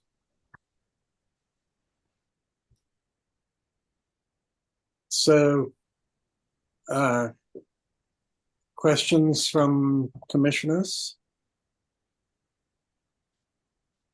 Yes, Seth. Thank you, Mr. Chair. The shed strikes me as quite large, 243 square feet. So I was wondering if you could elaborate on the purpose of that. And it seems like with some minor reconfigurations to that, it could probably be put into the outside the 50-foot buffer. Thank you. Thank you, Seth. Mark Ritz, would you like to reply, or shall we, Mark Beal had your hand up. Do you want to follow through with what Seth had to say before Mark Ritz replies? I'll let Mark Ritz go and then I'll go. Okay. I'm not sure on what the intended use for the shed is. We could certainly look into that and possibly see if it can be reconfigured to meet Commissioner Engelborg's request to try to get it outside of the 50. Thank you, Mark Ritz. Now, Mark Beal, dude. Thank you. It's a really challenging lot to try and improve on. I would think this would be an opportunity for us to reduce the impact in the 50-foot zone. And I don't want to tell Mark to reconfigure everything, but I think this will be an opportunity for us if they're doing a major construction project here to try and encourage the applicant to remove more of the structures from the 50-foot zone than he already is. It's a pretty healthy reconstruction project, and I would hope that he could do some reconfiguring to just do what I said, do what I asked, I should say. Thank you, Mark. I guess I'm going to have to say thank you, Mr. Beal. Mr. Ritz, to make sure that we don't get Mark 1 and Mark 2's confused. So. Like a submarine commander. Really. Mr. Ritz. We can certainly attempt to sharpen our pencils a bit and try to address those concerns. As I already replied to Commissioner Engelborg's request, we can certainly try that with the shed, and we can see if we can do something to alter the configuration of the proposed residence. Just to, it's about 86 square feet of proposed residence that's being proposed inside the 50-foot. So we can see what we can do to try to reduce or eliminate that. Great. Thank you, Mr. Ritz. So then we'll continue until January the 4th, 2024. Unless there are any other concerns or questions, we'll be happy to continue to January. Okay. And that, thank you. So that brings us on to Nantucket Property Trust, 13 Hallowell Lane. Thank you, Mr. Chairman. For the applicant, Arthur Gasparo, Nantucket Engineering. We're proposing a set of beach access stairs through an easement area, which would go down a vegetated stable coastal bank over a small timber steel with bulkhead with a timber cap, a set of stairs down onto the beach. It's shown in red on the plan before you. And yes, I just to get ahead of it, there are an existing set of stairs on the property. However, there's a pedestrian easement for the folks that benefits the property to the south. and they don't have the rights to use those stairs. So this set of stairs would provide access so they wouldn't have to walk down the bank through that easement. So we believe this is the best way to protect the resource area and provide access to the beach as a water dependent use. Thanks, Art. Any questions from commissioners? Members of the public? Would you like to close, Art? No, Mr. Chairman, we need to continue, please, for natural heritage. Okay. Thank you. Thank you. Yeah. That brings us on to the Carol W. Dean Revocable Trust. No, it doesn't. So I beg your pardon. That's been continued.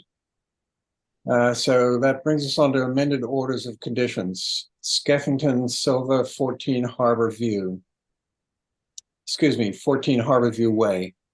And Brian, I believe you said you were up for this one instead of Mr. Bracken.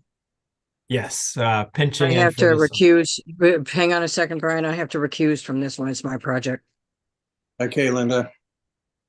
Duly noted. Right. Brian Madden from LEC Environmental Consultants. So the amended order of conditions involves a pretty significant scale back in the amount of work activity that was previously approved out here, which included addition, elevating the existing structure and reconfiguration of hardscape landscaping and utilities within the flood zone. The order of conditions was issued back in October 2021. No work has obviously commenced on the site. So the addition has been reduced in size from 670 square feet down to 94 square feet. The proposed addition will have a first floor elevation 8.1 above the flood zone. It'll have a crawl space slab with flood vents, and the existing hardscape and landscape in the structure are to remain as is with no alterations proposed. Considering that the work has not yet commenced and is set to expire next October, Bracken did file an extension request that's later on the agenda to complete the work, but I'd be happy to answer any questions. Thank you, Brian. Any questions? And seeing none, a motion to approve the request for amended order of conditions. Joe, seconded by Mike, by roll call vote. Mark Beal. Aye. Steph Engelberg. Aye. Mike Mazzarelli. Aye. Joe Pandowski. Aye. Ian Golding, aye, with Linda Williams recused. So, welcome. That brings us on another amended order of conditions. Hell's a Poppin Trust, 25 Willard Street. Mark Ritz. Once again, Mark Ritz from Site Design, representing the applicants at 25 Willard Street. Once again, I have to recuse from this one because I'm working on it now. Thank you, Linda. The project before you, just to clarify a few things on the plan, we may have inadvertently mislabeled a few things. The proposed dwelling is already previously approved. It's the same footprint that was previously approved. The proposed driveway both proposed driveways adjacent to the building are also previously approved, and the second one that Will just highlighted is actually the existing driveway that's currently there. It's just in the same place. So those are existing and or previously approved. What we are requesting this evening is a modified footprint to the garage, which is located partially inside the 100-foot, but entirely outside of the 50-foot. This will require a 2-foot groundwater separation, but the previously approved garage, which was in the same location but had a different footprint, had already been granted that waiver. So we're just basically slightly reconfiguring the footprint of that garage. The rest of the changes on the property, there are 2 stairways, a small building addition and stairway on the south side of the building, shown in dark gray, that were previously approved, and a stairway on the east side of the building shown in dark gray that were previously approved. We're requesting to relocate those. The one on the south side of the building is moving west and will be well outside the 50-foot buffer. It's on the southwest corner of the dwelling now. And the one that is on the east side, because of how the space in the structure is being reconfigured, we needed to put the exit at a different location near the existing enclosed porch. So we're proposing a wooden staircase coming off of the porch to the corner of the existing building. That is partially inside the 25 and currently altered lawn area. And it is, you know, essentially within a portion of the existing building footprint. So those are our requests before you this evening. I'll be happy to answer any questions. Thank you, Mark. Any questions from commissioners? Yes, Mark Beal. So, Mark Ritz, there's no new construction in the 25-foot buffer. Is that correct? I mean, there's no new ground cover being covered in the 25-foot buffer. Not really. Just that. Well, not really. There is. There's it's going to be that small set of stairs coming down from the existing enclosed porch. So it is a small increase inside the 25-foot, but it is within the corner of the existing building, basically. And it's just a wooden set of stairs. It's going to be supported by a couple posts. No, you know, not impervious, no major impacts, you know, like a building or building foundation or piers or anything like that. Just a wooden staircase. Is that a waiver project, Mark? It is well, elevating the existing building, and there's already work inside the 25-foot on the structure. We're elevating the building. We're putting in new pier foundation underneath. So there is existing waivers for work in the 25. So we're not asking for new waivers. We're basically just asking to add on to what is already previously approved. Thank you. Any other questions?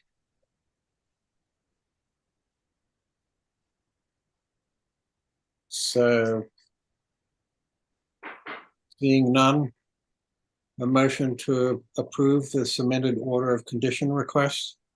By discussion for a moment, Ian, if I may. Yes, sure. Is anybody else troubled by them expanding their waiver of the 25 building within the 25-foot zone? If nobody else is, I guess I'm not. I'm sorry, but. Well, it's again another Solomonic decision, I think. But well, I'm not trying to put you on the spot, Ian. I just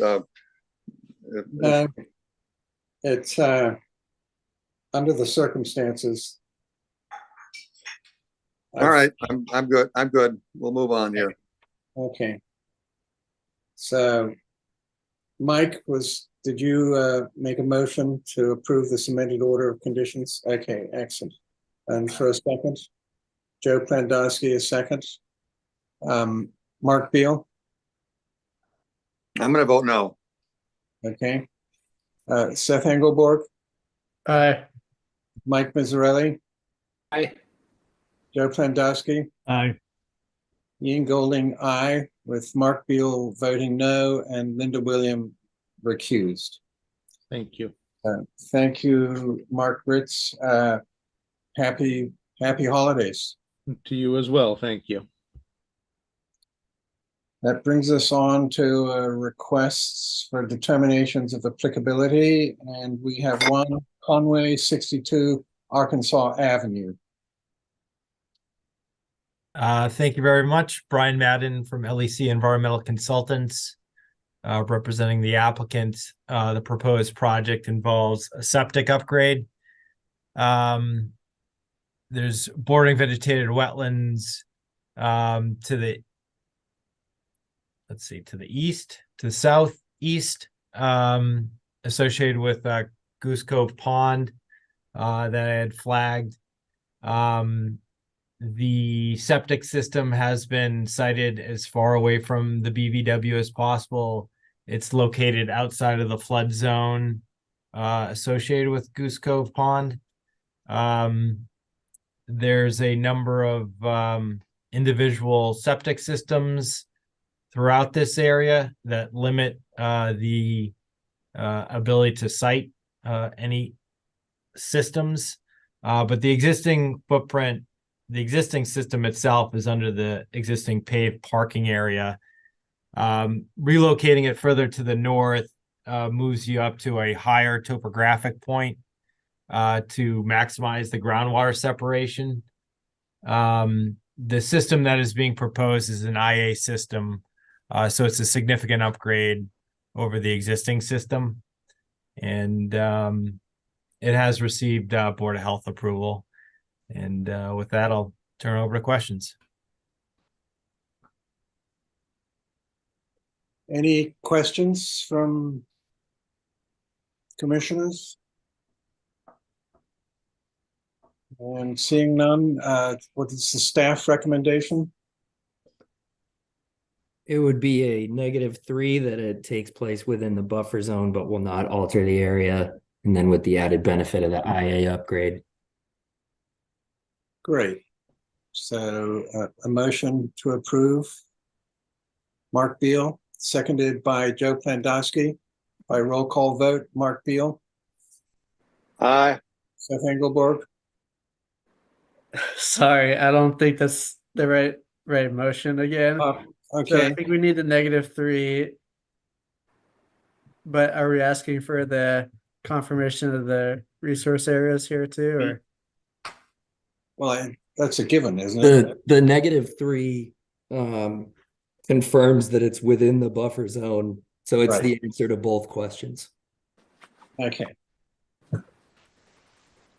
So you're proposing, Seth, that it be phrased? Just 1 second. Let me just look at this real quick.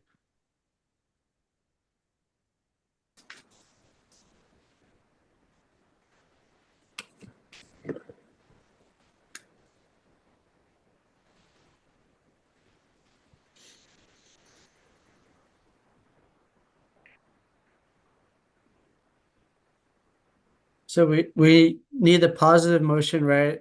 Confirming the resource areas, and then the negative motion allowing the work to proceed, right? I think it's a +2 and a -3.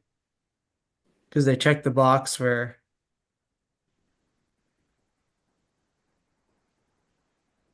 +2, -3. I think, but let me. So It depends what boxes they check. They checked both boxes, but I was under the impression that the -3 answers both questions because the statement says that the area is within buffer zone, but we're allowing the work to continue. Yeah, actually, that's right. They didn't check box B, which is the one trying to confirm the resource areas. So sometimes people submit an RDA to confirm the resource areas for like a future NOI. So since they didn't check box B, that just the negative motion is fine. Are you making it? Well, it was already made, so. So, okay, on that note, and did we get a second? No, I've Yes. lost my train of thought. You did have a second. Okay, thank you, Joe, for helping me out here. So by roll call vote, Mark Beal, Aye. Seth Engelborg, Sorry. that's right, Mike Mazzarelli, Aye. Joe Plandowski, Aye. Linda Williams, Aye. Ian Golding, aye. And this time, Brian, see you next year. Happy holidays, everyone. Take care. Take care. So that brings us on to minor mods and NIR Retail LLC 4 Harbor Square. So, Hi, good evening. Oh, hi, Catherine. hi, how are you? Good. Yeah, hi. My name is Katie Barnacle with Ilex Environmental, and this is Straight Wharf Fish, located at 4 Harbor Square, one of the many buildings within 4 Harbor Square. And we're requesting a minor mod. 2 years ago, we received an order of conditions for repair and maintenance of the building. And as you may remember, this became a very public discussion between neighbors on Old North Wharf. And we're very pleased to have an agreement with the neighbors to make certain revisions to some of the proposed work that was occurring out at Straight Wharf Fish. And we did submit a support letter from the attorney that represents the Old North Wharf neighbors. And the minor mod includes the words in red in front of you. So I don't know if you remember, but close to Old North Wharf property boundary, there was old lobster tanks next to the building where we're putting an outside cooler, where a walk-in cooler for the restaurant.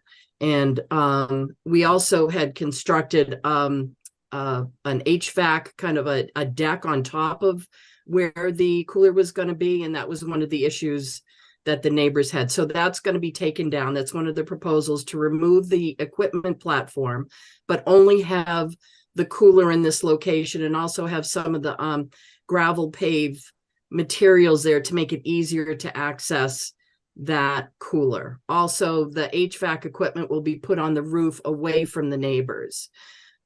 This whole area is in the floodplain and with 100 feet of the bulkhead, which is the coastal bank, and also land under the ocean. So this is entirely within jurisdiction.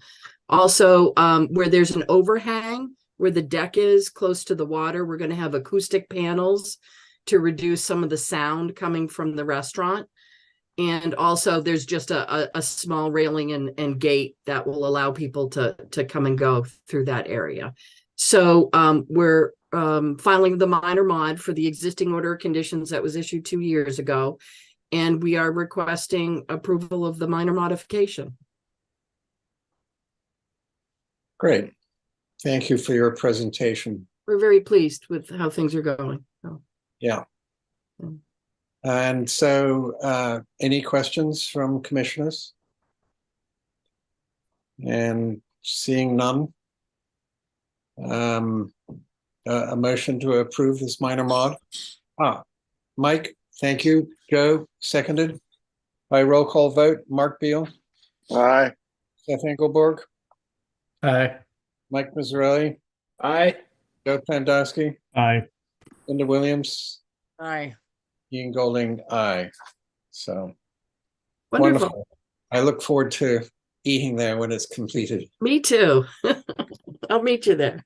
Okay. Thank you so much, and happy holidays. You too. It's a nice Christmas present. As long as it doesn't come back again. Thank you. So that gets us on to certificates of compliance. Hallowell Lane Nominee Trust, 9 Halloway Lane. And I believe Art Gasparo is. Will, what's the scoop?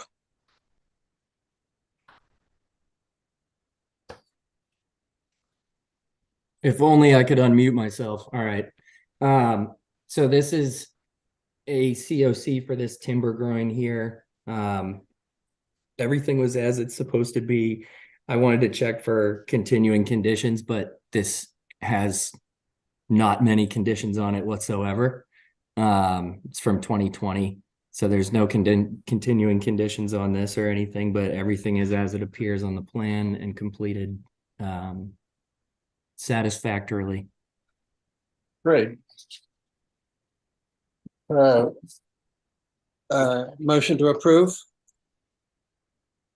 Thank you, Joe. Seconded by Mark Beal by roll call vote. Mark Beal. Aye. Seth Engelborg. Aye. Mike Mazzarelli. Aye. Joe Plandowski. Aye. Linda Williams. Aye. Ian Golding, aye. So that brings us on to orders of conditions. And well, let me see. The first one is, do we take them separately? Doherty, ACK LLC, 4 Mariner Way. And I'm recused from both 4 and 6 Mariner Way. Thanks for reminding me, Linda.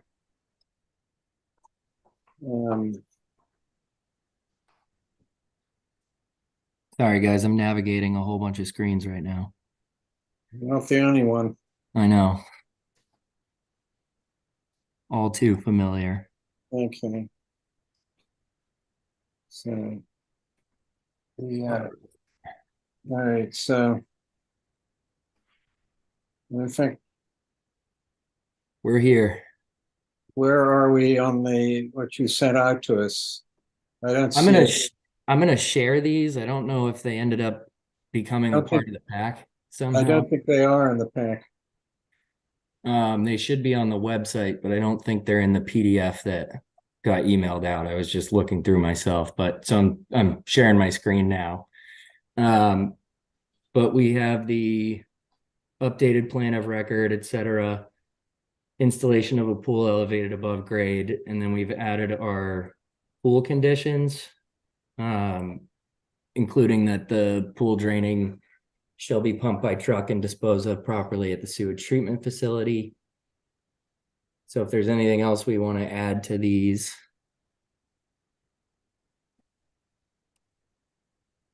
If we'll remember correctly, I had an O drive malfunction at the last meeting and we couldn't bring them up.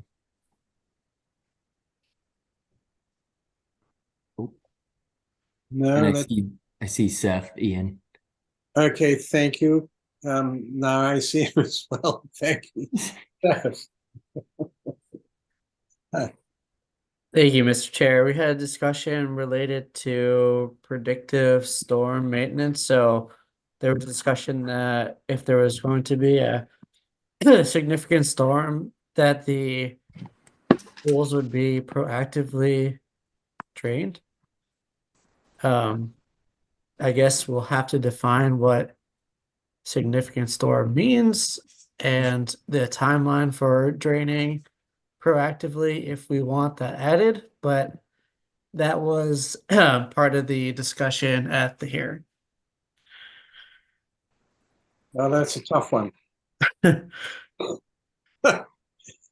Yeah. Short of a hurricane approaching, I'm not sure how we would define a significant storm. I mean, we can just say pool should be drained 48 hours in advance of any named storms predicted. I think that's fine. Fair enough. Yeah.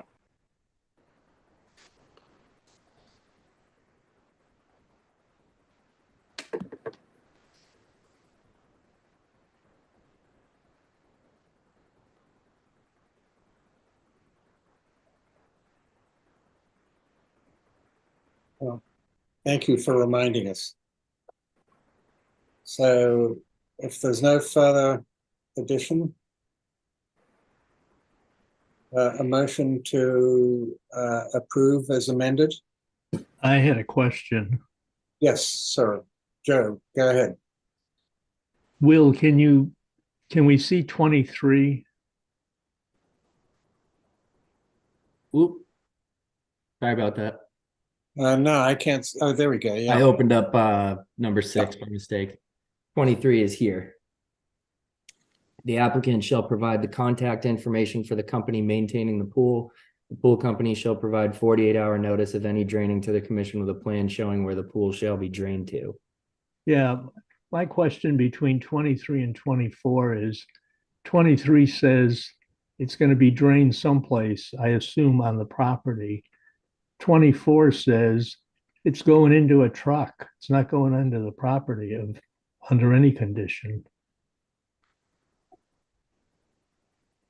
Right. So this is still providing the contact information. We can take out the plan showing where the pool shall be drained to, but they can also submit that the pool's being drained into a truck. Yes. So I think we could just leave it as is. I don't mean to make it difficult, but 23 and the pool company shall provide 48-hour notice of any draining to the commission. And then can we see 24 again with the storm? Yep. Or is 25? I'm sorry. So the pool shall be. Are we just creating an impossible situation there? It's just not clear in my head. I'm sorry, but pool shall be drained 48 hours in advance of any named storm. They have an auto cover, correct? They do. We make these with auto cover. Okay. I'm just wondering if we're making a impossible situation, or am I misreading the 48-hour notice altogether? No, I think you're reading it correctly. So, we'd be asking them to file a plan within 48 hours and also at the same time also do it. So we could probably figure that out pretty easily though. We could probably just change 25 to say in advance of any named storm, a plan shall be filed to drain the pool. Or just would notification serve enough purpose? Yeah, sure. Can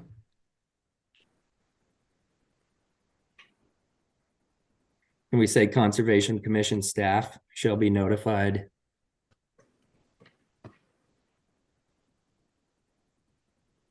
What does that accomplish? Well, we know that it's, if a commissioner wants it there, then at least it's being done within that 48-hour period prior to a named storm. I think I do have some concerns about the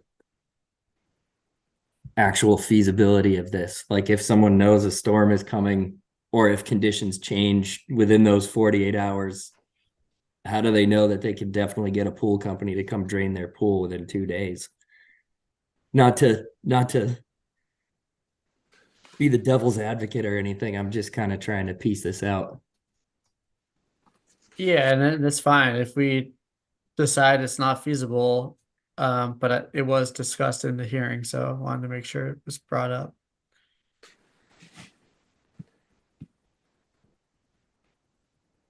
I actually don't recall it being discussed, but it's a good point to talk through anyways. I discussed it with Glenn Wood about how predictive modeling's got a lot better for hurricanes over time. So we know we know with pretty high confidence. I mean, the tracks change, but we know with pretty high confidence when there's likely to be a storm impacting the area. Well, projections generally for hurricanes go out 5 days. So I don't think it's on the realm of possibility if we're really that concerned to suggest that they mandate it being pumped. Yes, Will. My concern is just with the named storm because they name snowstorms. There's a lot of named storms that aren't hurricanes, but yeah, but the pool should be drained for the winter, and stay drained anyway. So it's really summer storms. I think we can have the condition to say in advance of any named storm, the property owner should be in touch with Conservation Commission staff to provide a plan for notice prior to the storm arriving, something like that. I mean, not exactly that, but Well, we approved so many pools in the last year that I don't know if a pool company in 48 hours can drain them all. Well, no, this is a little different, isn't it, Joe? Well, this is the above ground one. So we haven't approved many of these. That's true. That's true.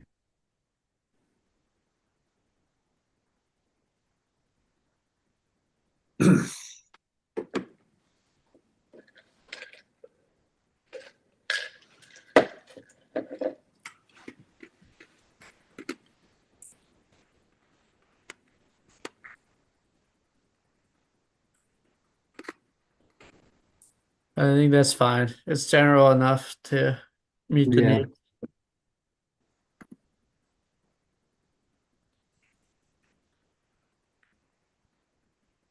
We need another screen, Will, with Chat GPT 4 to enter.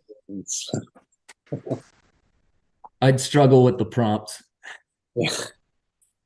All right, so are we happy? Let's see 23. Okay, let's see 23 again, just because I take Mike's point. Okay, yeah, all right. So I think that kind of takes the Yeah. catch 22 out of it. Okay. What I was saying on 23, if you can go back to it, is it appears that in the third sentence after the word plan, it says showing where the pool shall be drained to. Well, if you go to 24, it says you don't have to show me anything but To a a truck. truck. Right. So in fact, We can change this to just remove it. Just remove it. Just, in other words, the pool company shall provide, whoops, what did you do here? Oop. Hit that back arrow. There you go. Yeah, shall provide here. 24 hours notice of any draining to the mission, period. That works. Yeah, okay. All right, on that note, a move to approve as amended. And thank you, Joe. Seconded by, I can't see everybody on the screen, so Oh, shout sorry. out, please. No, that's Mike, all right. I'll second Mike Miserelli. Thanks, Mike. So by roll call vote, Mark Beal, Aye. Seth Engelborg, Aye. Mike Miserelli, Aye. Joe Pandowski, Aye. Ian Golding, aye, with Linda William recused. And that brings us on to Doherty ACK LLC, 6 Mariner Way. And Linda, I assume you're recused again?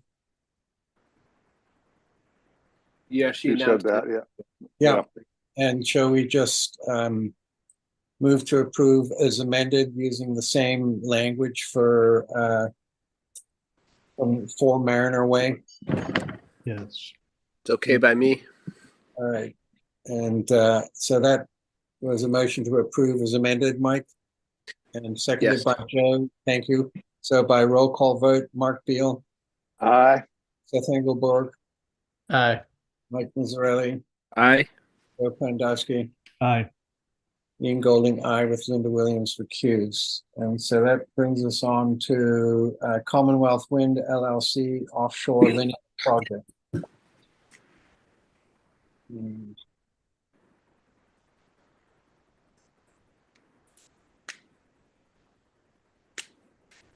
So, Will, in Bear with condition 3, you have in a letter dated November XX.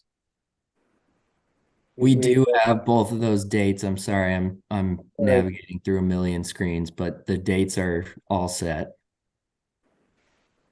All right, well, close your social media screen for a few more minutes. There's no social media, I promise. I'm just teasing. Okay. Just 100 word Yes, documents. yes, Joe. I have a question on this one, on number 23. It says the applicant is to provide an annual report, and it doesn't say how long. Is that to infinity?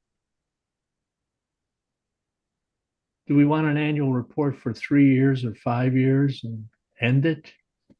Well, I assumed that it was a single report. So, Okay. was I mistaken? And You are mistaken. The annual report carries for the life of the permit. So if their permit takes 1 year and then they request a certificate of compliance to close it, there would be one permit. If it takes 3 years, there would be three reports. If it takes 6 years because they request an extension, there would be six reports. So it's not infinity, it's for the life of the permit. no, this is so, Seth, the way I read it, it's providing a single post-construction survey. So this is, you're referring to 23, Joe? Yes, I am. Then it So probably should say a single report or one annual report or something to that effect. Well, the annual reports are different from the single. The way I read it was that the annual reports are different from the single post-construction survey. So the others are reports, and this one is an actual survey. And am I mistaken, Seth, from the way I read it?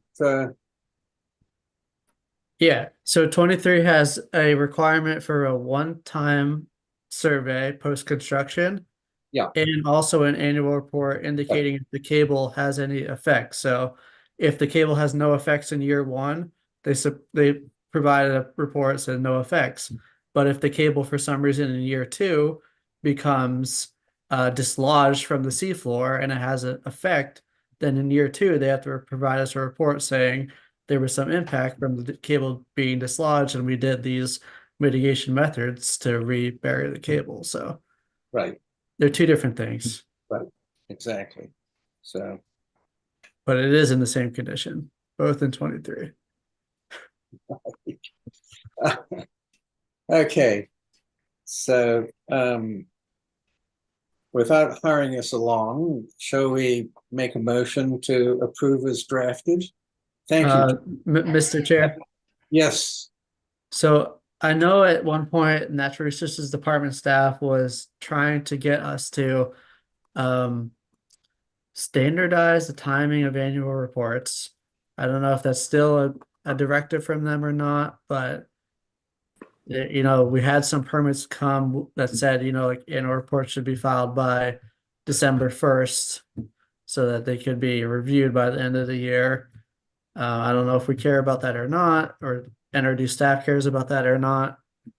And then also here, I'll note, I don't think we got any of the reports from, or if this is not relevant, cut me off, but I don't think we got any of the reports from the Vineyard Wind project from the same applicant. So we probably need to follow up with that, but that's probably for a different period of the meeting. Sorry. Yeah, I'm glad you touched on it, but that's probably with commissioners' comments at the end. And as to trying to standardize the annual reports, in this particular instance, which I think is a good idea, in this particular instance, we have no idea when they're actually going to get this up and running. So, unless you want to weigh in on that, Will, I think we should probably talk about protocols at a later date. Yeah, I think it's a discussion for a later date, but I do think that will be beneficial for everything else. I think the few wind projects that we have, we can track them, but the smaller little things, little monitoring reports everywhere, I think it would be beneficial to have things come in by a certain date. But we can discuss this at another. Because in fact, you'd need it, you'd have to give us a period of over 6 months, under 6 months, or however to get it off the starting block. Right. And I'm not sure if you want to have an avalanche coming in on a single date. Anyway. So Steph, did you make a motion to approve as drafted? I'll let someone else do it. All right, playing hard to get. All right, thank you, Mark. Okay, are you seconding? No. Oh my God. Okay, who's seconding it? Thank you. Thank you for coming to my aid there, Mike. So by roll call vote, Mark Beal, Aye. Steph Engelborg, Aye. Mike Mazzarelli, Aye. Joe Plandowski, Aye. Linda Williams, Aye. Ian Golding, aye. That brings us on to 9 Winoma. No, it doesn't. Okay, wait a second. That's continued. So 9 Winoma's oh, closed. 9 Winoma is okay. Sorry, my mistake. 9 Winoma Way. So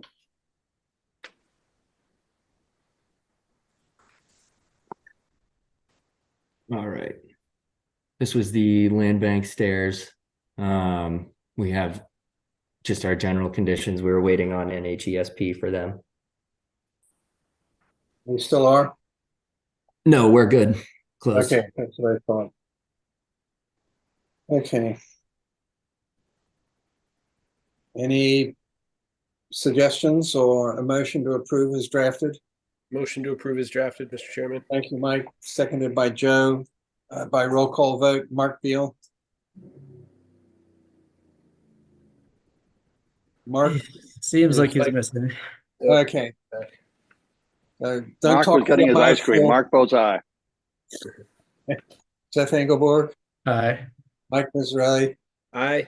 Joe Pandowski, Aye. Linda Williams, Aye. Ian Golding, aye. And so let me see. I'm a Dummy LLC, 77 Eel Point Road.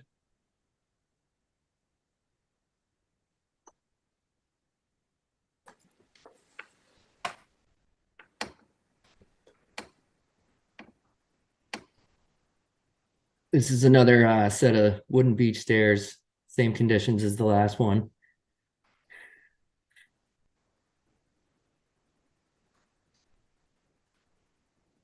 Any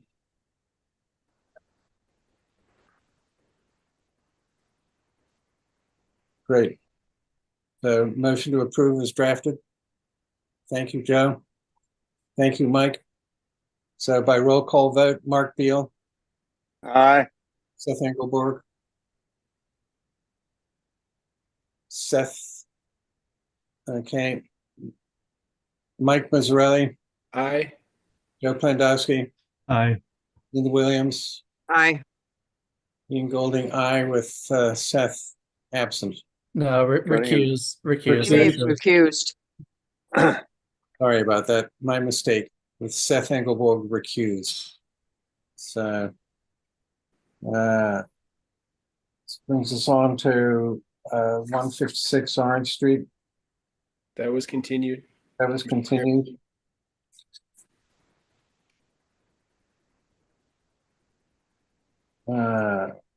Morse 199 Matticat Road.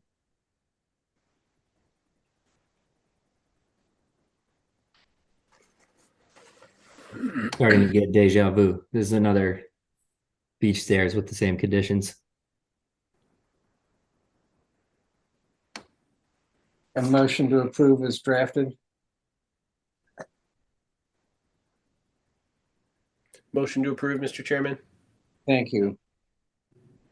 Seconded by, so that was a motion by Mike, seconded by Joe, by roll call vote, Mark Beal, Aye. Seth Engelborg, Aye. Mike Mazzarelli, Aye. Joe Plandowski, Aye. Linda Williams, Aye. Ian Golding, aye. So that brings us on to Howard Living Trust, 13A Willard Street.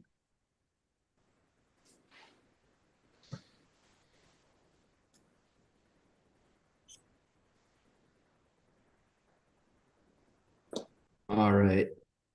This is the demolition of the single-family home, construction of a new home, porches and stairs within the buffer zone to bordering vegetated wetlands. Well, I didn't finish my sentence here, but I did start adding in this last condition about the portion of the deck to be cantilevered. Right. I need 2 more words.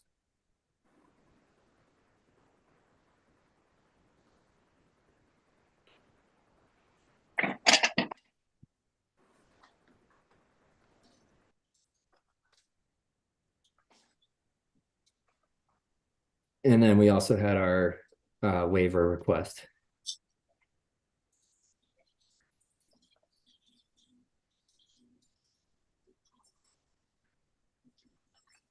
Okay, a motion to approve as amended. Thank you, Joe. A second, please. Thank you, Mike. So by roll call vote, Mark Beal, Aye. Seth Engelborg, Aye. Mike Mazzarelli, Aye. Joe Pandowski, Aye. Linda Williams. Recused. Thank you, Linda. Sorry. Ian Golding, aye.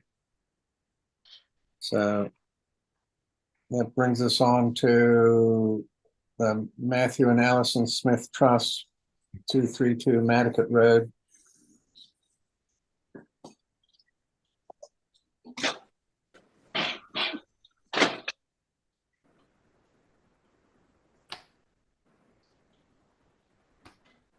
So this was for the guest house, pool and patio, driveway, porch and deck expansions. We have our conditions 18, 19, and then all of the pool conditions, and then our exterior lighting condition as well. And then there's a waiver for the intrusion into the 2-foot separation to high groundwater. And how about the correction to number 23? Oh, yes.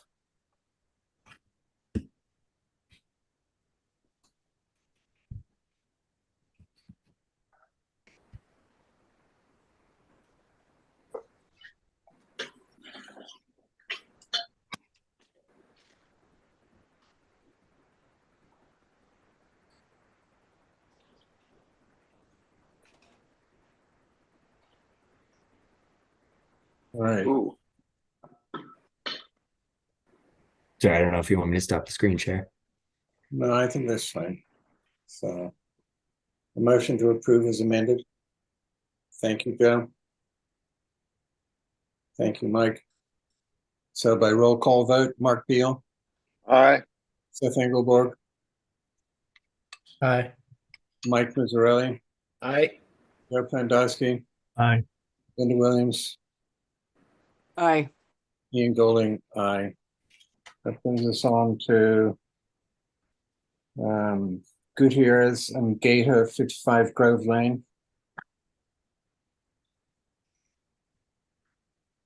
This was for the very small building and pergola expansion. I added the lighting condition as well as the 18 and 19. That's it. Great. Move to approve as drafted. Thank you, Joe. Second. Thank you, Mike. By roll call vote, Mark Beal, Aye. Seth Engelborg, Aye. Mike Mazzarelli, Aye. Joe Pandowski, Aye. Linda Williams, Aye. Ian Golding, aye. And that brings us on to Fertile, 11 Roberts Lane.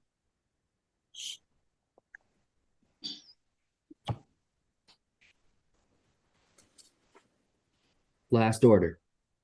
Yeah. This is the detached garage, new deck, enclosure of the existing deck. Conditions 18 and 19, and then the exterior lighting condition.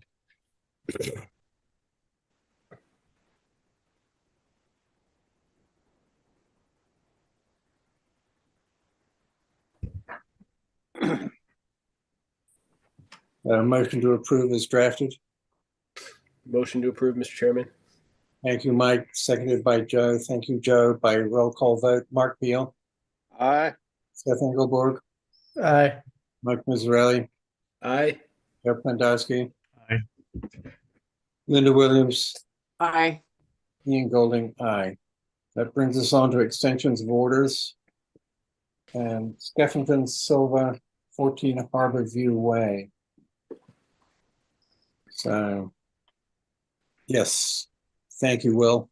This is what Brian was on for earlier. Brian Madden presented for the amended order. They have, I think, less than a year left on the permit, so they're looking to extend until 2027, which would be a 3-year extension. So I don't know if we do a staff recommendation, but they're asking for a 3-year extension.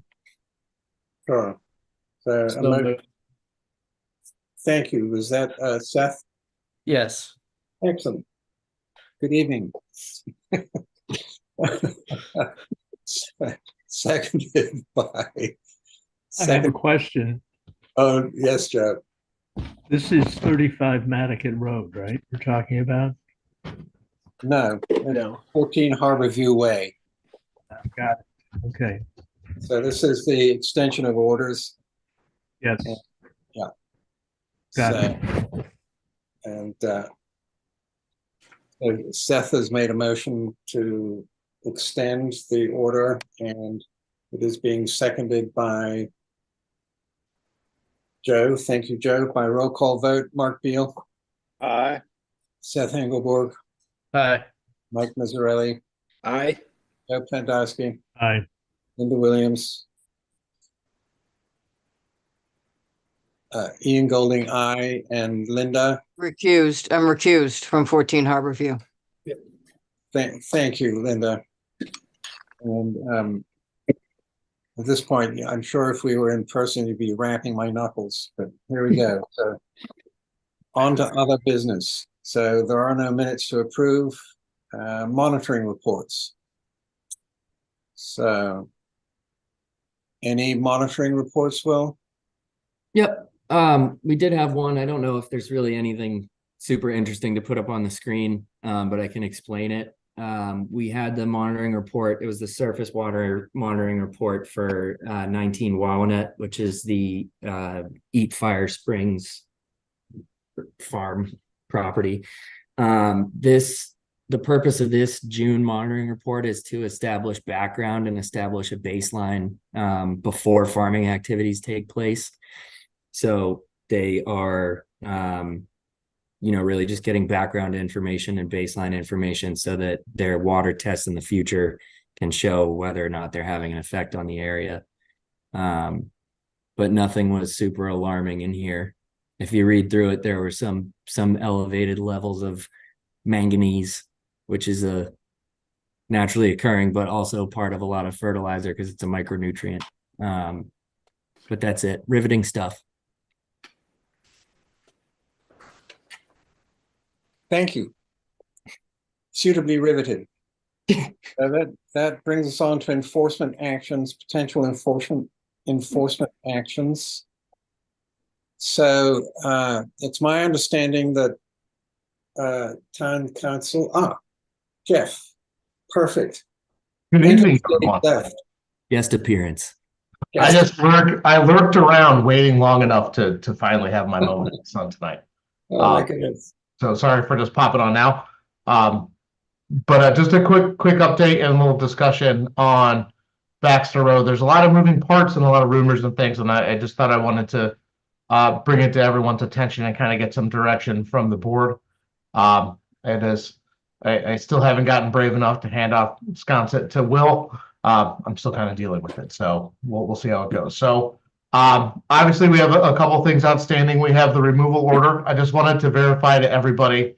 Town council has reviewed the request that was sent in and is drafting an opinion. They've been authorized, so we should have that really soon from them. I've spoken to George on the phone about it and discussed all the issues that we had for concerns, and then also talked about potential conflicts. And after talking to him, I am 100% confident that we will get a opinion reflective upon your questions without any sort of bias or anything. I think George really has a handle on the situation.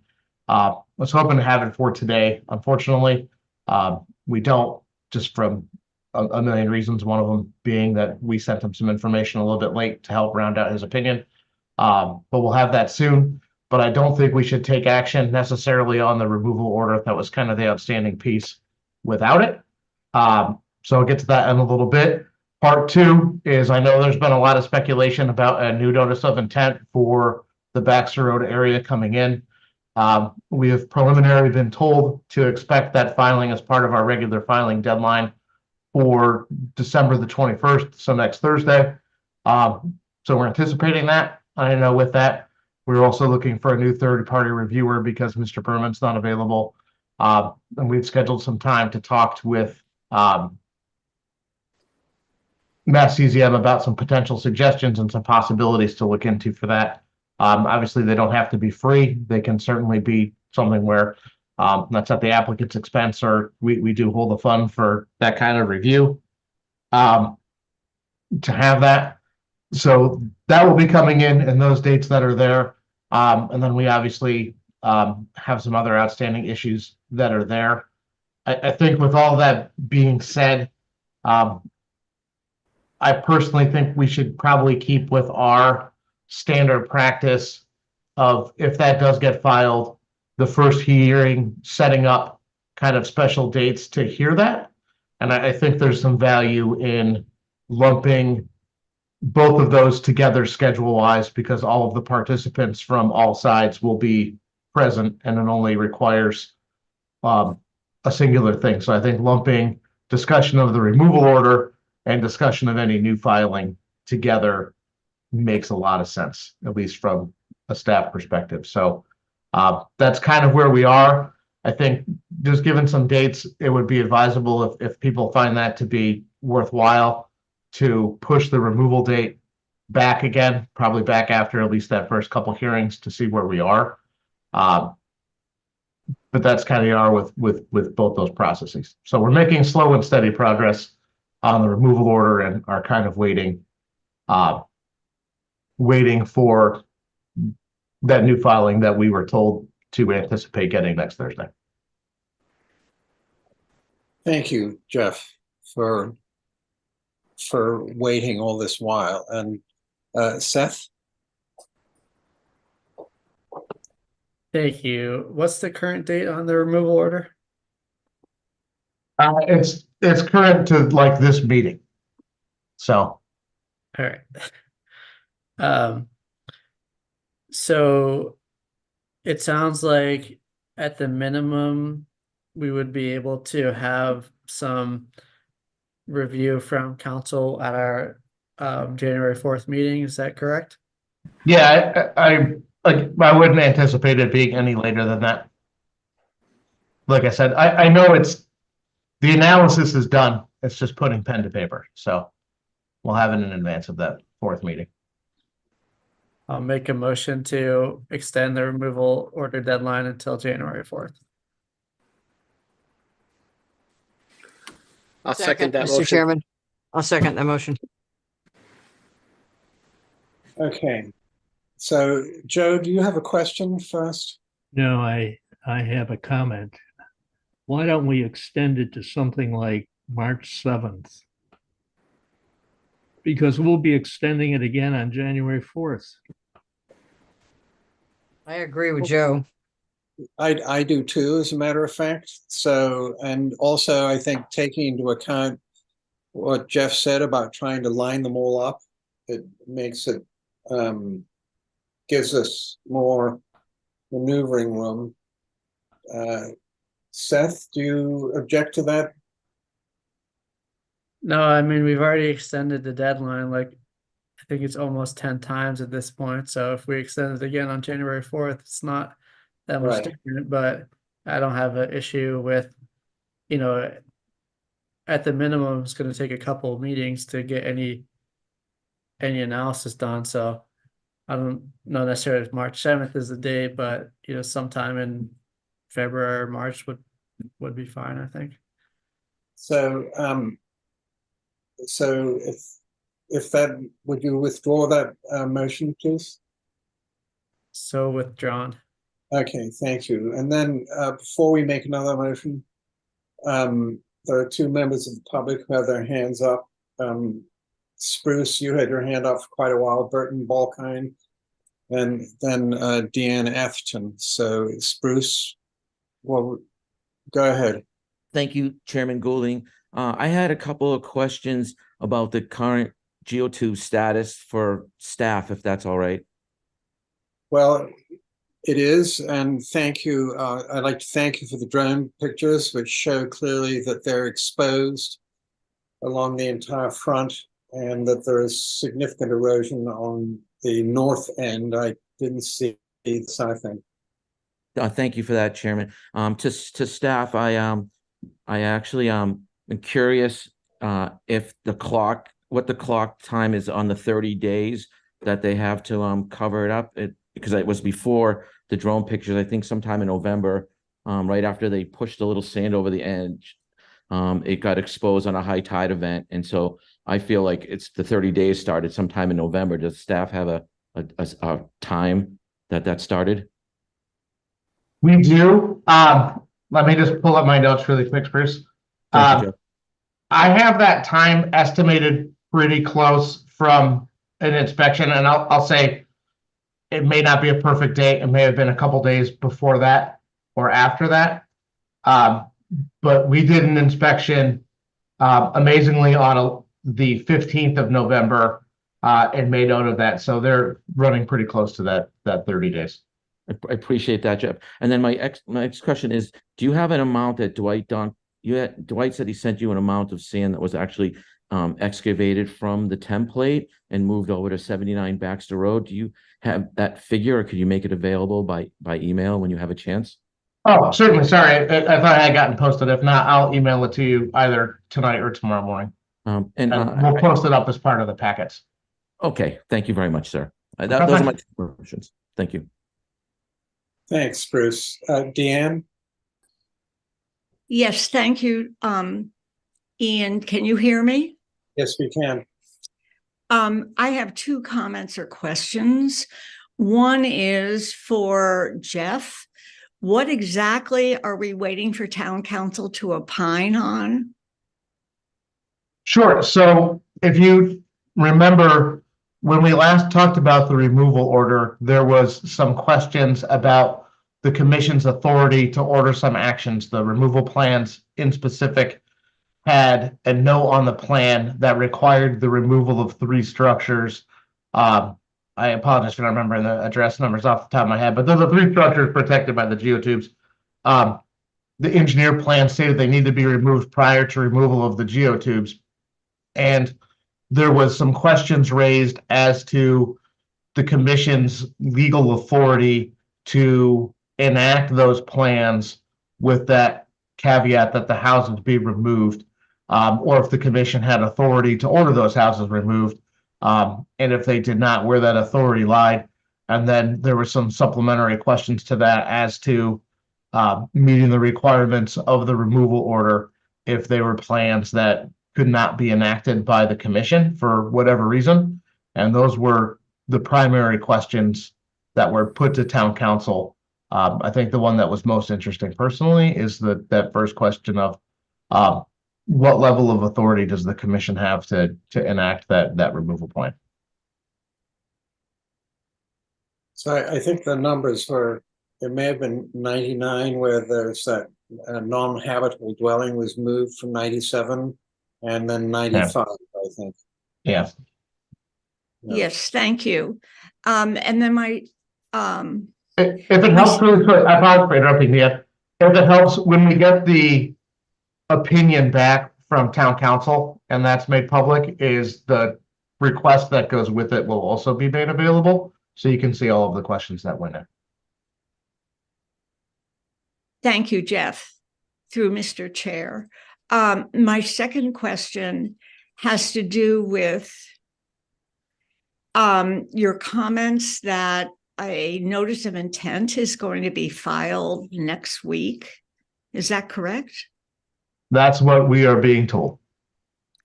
All right, my understanding is from the memorandum between the town and SBPF is that the first step would be that the project is to be brought into compliance.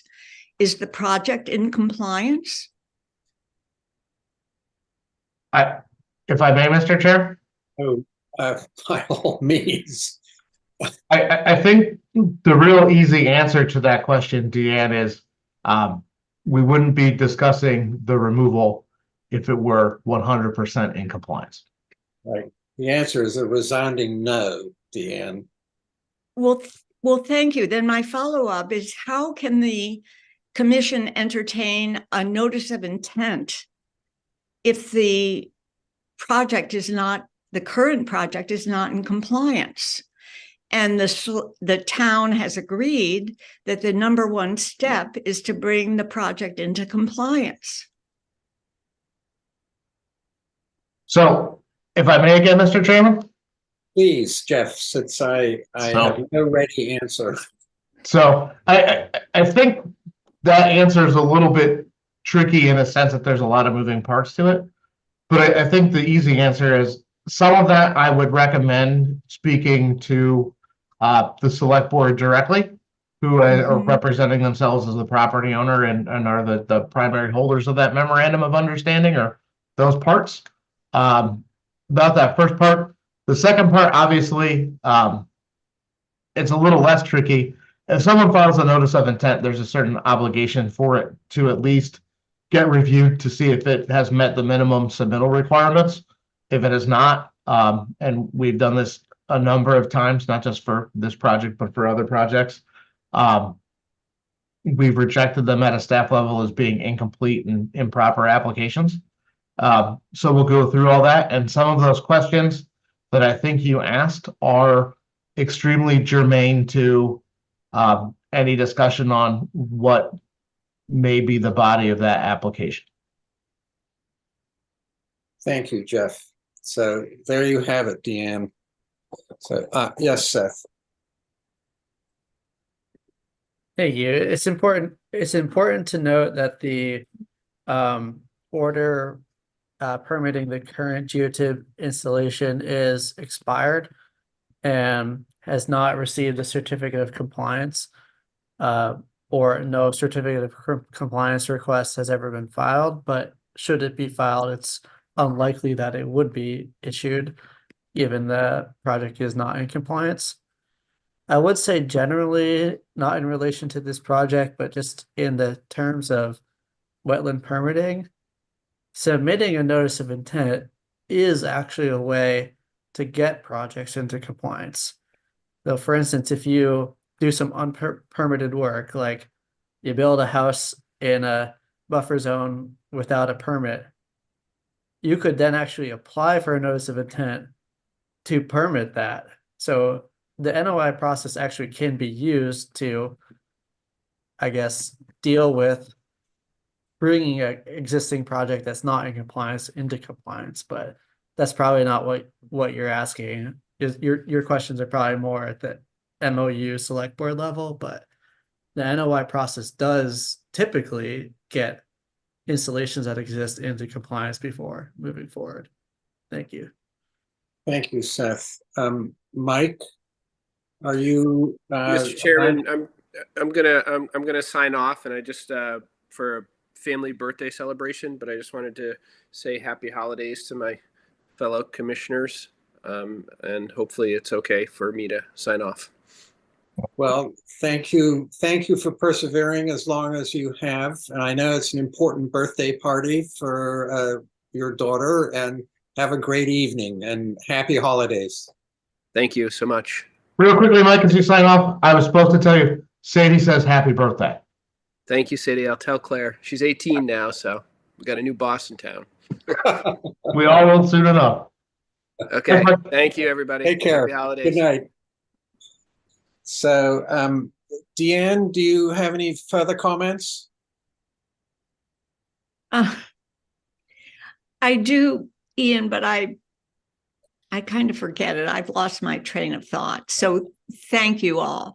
This is very complicated, and I know I don't have to remind the commission that their duty is to uphold the local bylaw and the State Wetland Protection Act, no matter what kind of pressure they're being brought onto the town, and we rely on you to do what's best for the resource areas that you have sworn to protect.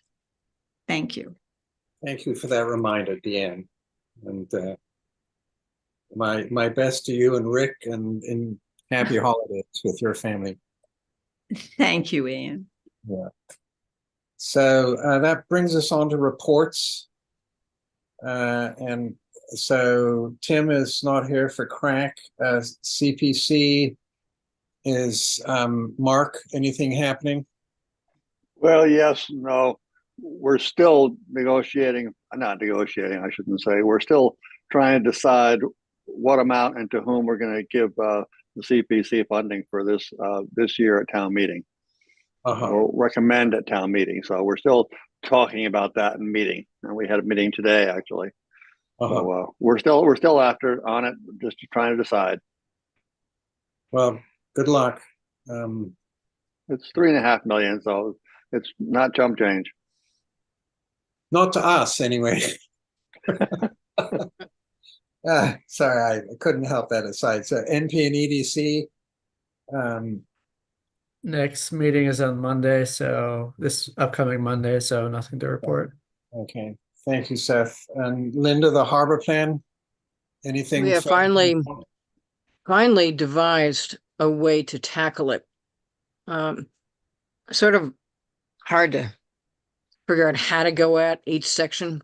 And so I think we finally decided how we want to handle each and every section with what's been done, what hasn't been done, and a synopsis from the expert that are working on it. So I think we're finally going to move forward with each section from here on out. Oh, good. Good. Joe, no point in asking you about the offshore wind? No, it's blowing. Okay. All right. So commissioners' comments. And Seth, would you like to elaborate? Yeah, thank you. I'm going to speak generally, actually. I know the NRD staff has a lot of work, but I think it would be really helpful in any orders of a condition that we approve that contains monitoring requirements, that they get flagged or filed separately, and that on a specific interval, like quarterly or annually, we the staff actually reviews them and make sure those monitoring reports come in. Because if they don't come in, there's no point in putting the condition in the order in the first place. And I know this isn't the staff's fault, it's the permit holder's fault for not following their permit. But I know in the past few, or over the past year in meetings, we've had some issues of people not submitting the reports, and then coming in for a certificate of compliance at the end of the 3 years, and the project's over, but we never got any of the reports. So I think we need a better system for tracking reports and following up on enforcement of actually getting people to send the reports in if they're required to. So I would just implore the staff to do that. And I know it's work, but we thank you for doing that. Thank you, Seth. And so, Will, hasn't staff been trying to get a handle on that and sort of have software alerts or updates so they come up automatically, or am I making that up? I wish that were true. We do have I guess, probably 6 to 8 months ago we were trying to work on this. I do have the beginnings of a helpful spreadsheet, but it's still just going to be putting things into a spreadsheet. We'll have a better handle on when things are supposed to come in if we couple the existence of a monitoring report spreadsheet with then requiring people to submit by a certain date, then we'll know we can match those two up and we can actually have a functional system there. But as you all know, I kind of disappeared for a while. So I think that's something that we can definitely focus on trying to resurrect the beginnings of. Well, that would be great. I'm glad you've come back reinvigorated. And I think my wife has absolutely no difficulty being alerted to stuff every day on her iPhone that, this time a year ago, 5 years ago, whatever. Right. So, Yeah, if I may, this is part of the reason to tie the reports to a specific date too. So, or maybe not every permit is on the same day because that could get crazy, but some permits come in each quarter, right? Depending on when they're filed.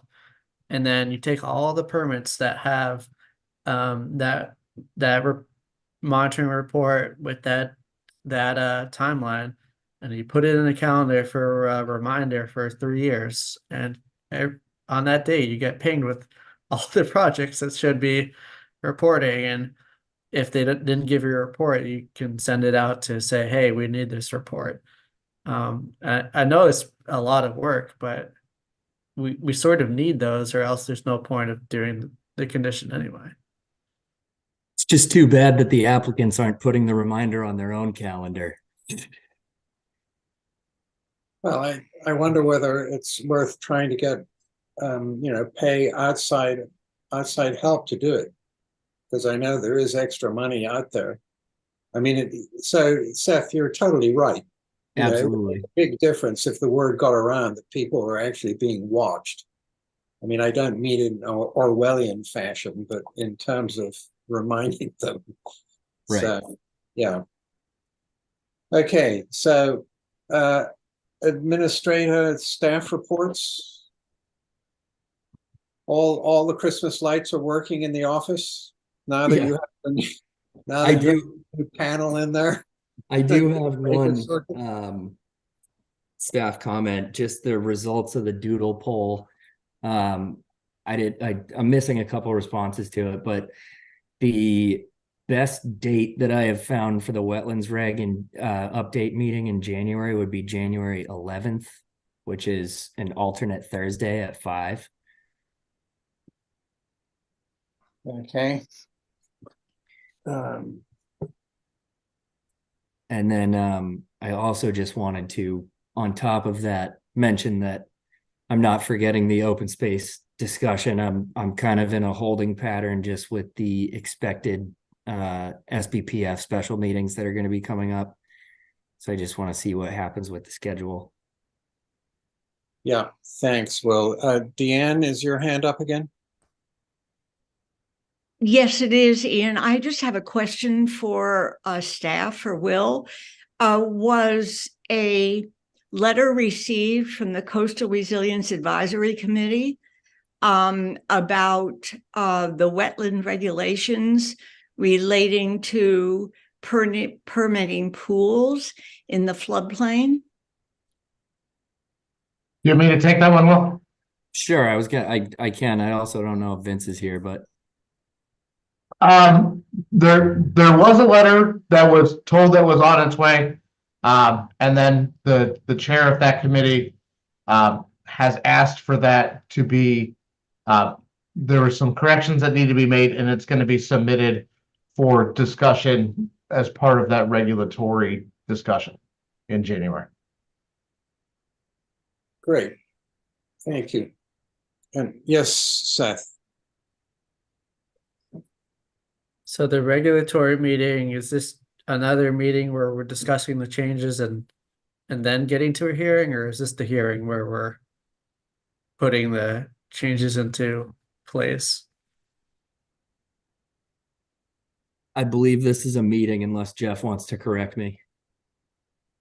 No, we just process-wise, we reviewed it, and with those things coming out, I think we're going to need to do one to discuss and then officially set the hearing date, and then we'll advertise that date correctly.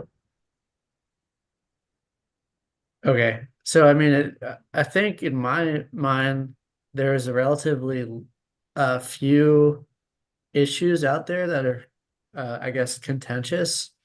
I think the potentially expanded buffer zone, linear buffer zones, and I'm wondering if we can get like a written document expressing justification for that. And then it seems like the pool one as well. Everything else, that's been brought by the public is kind of just either there's some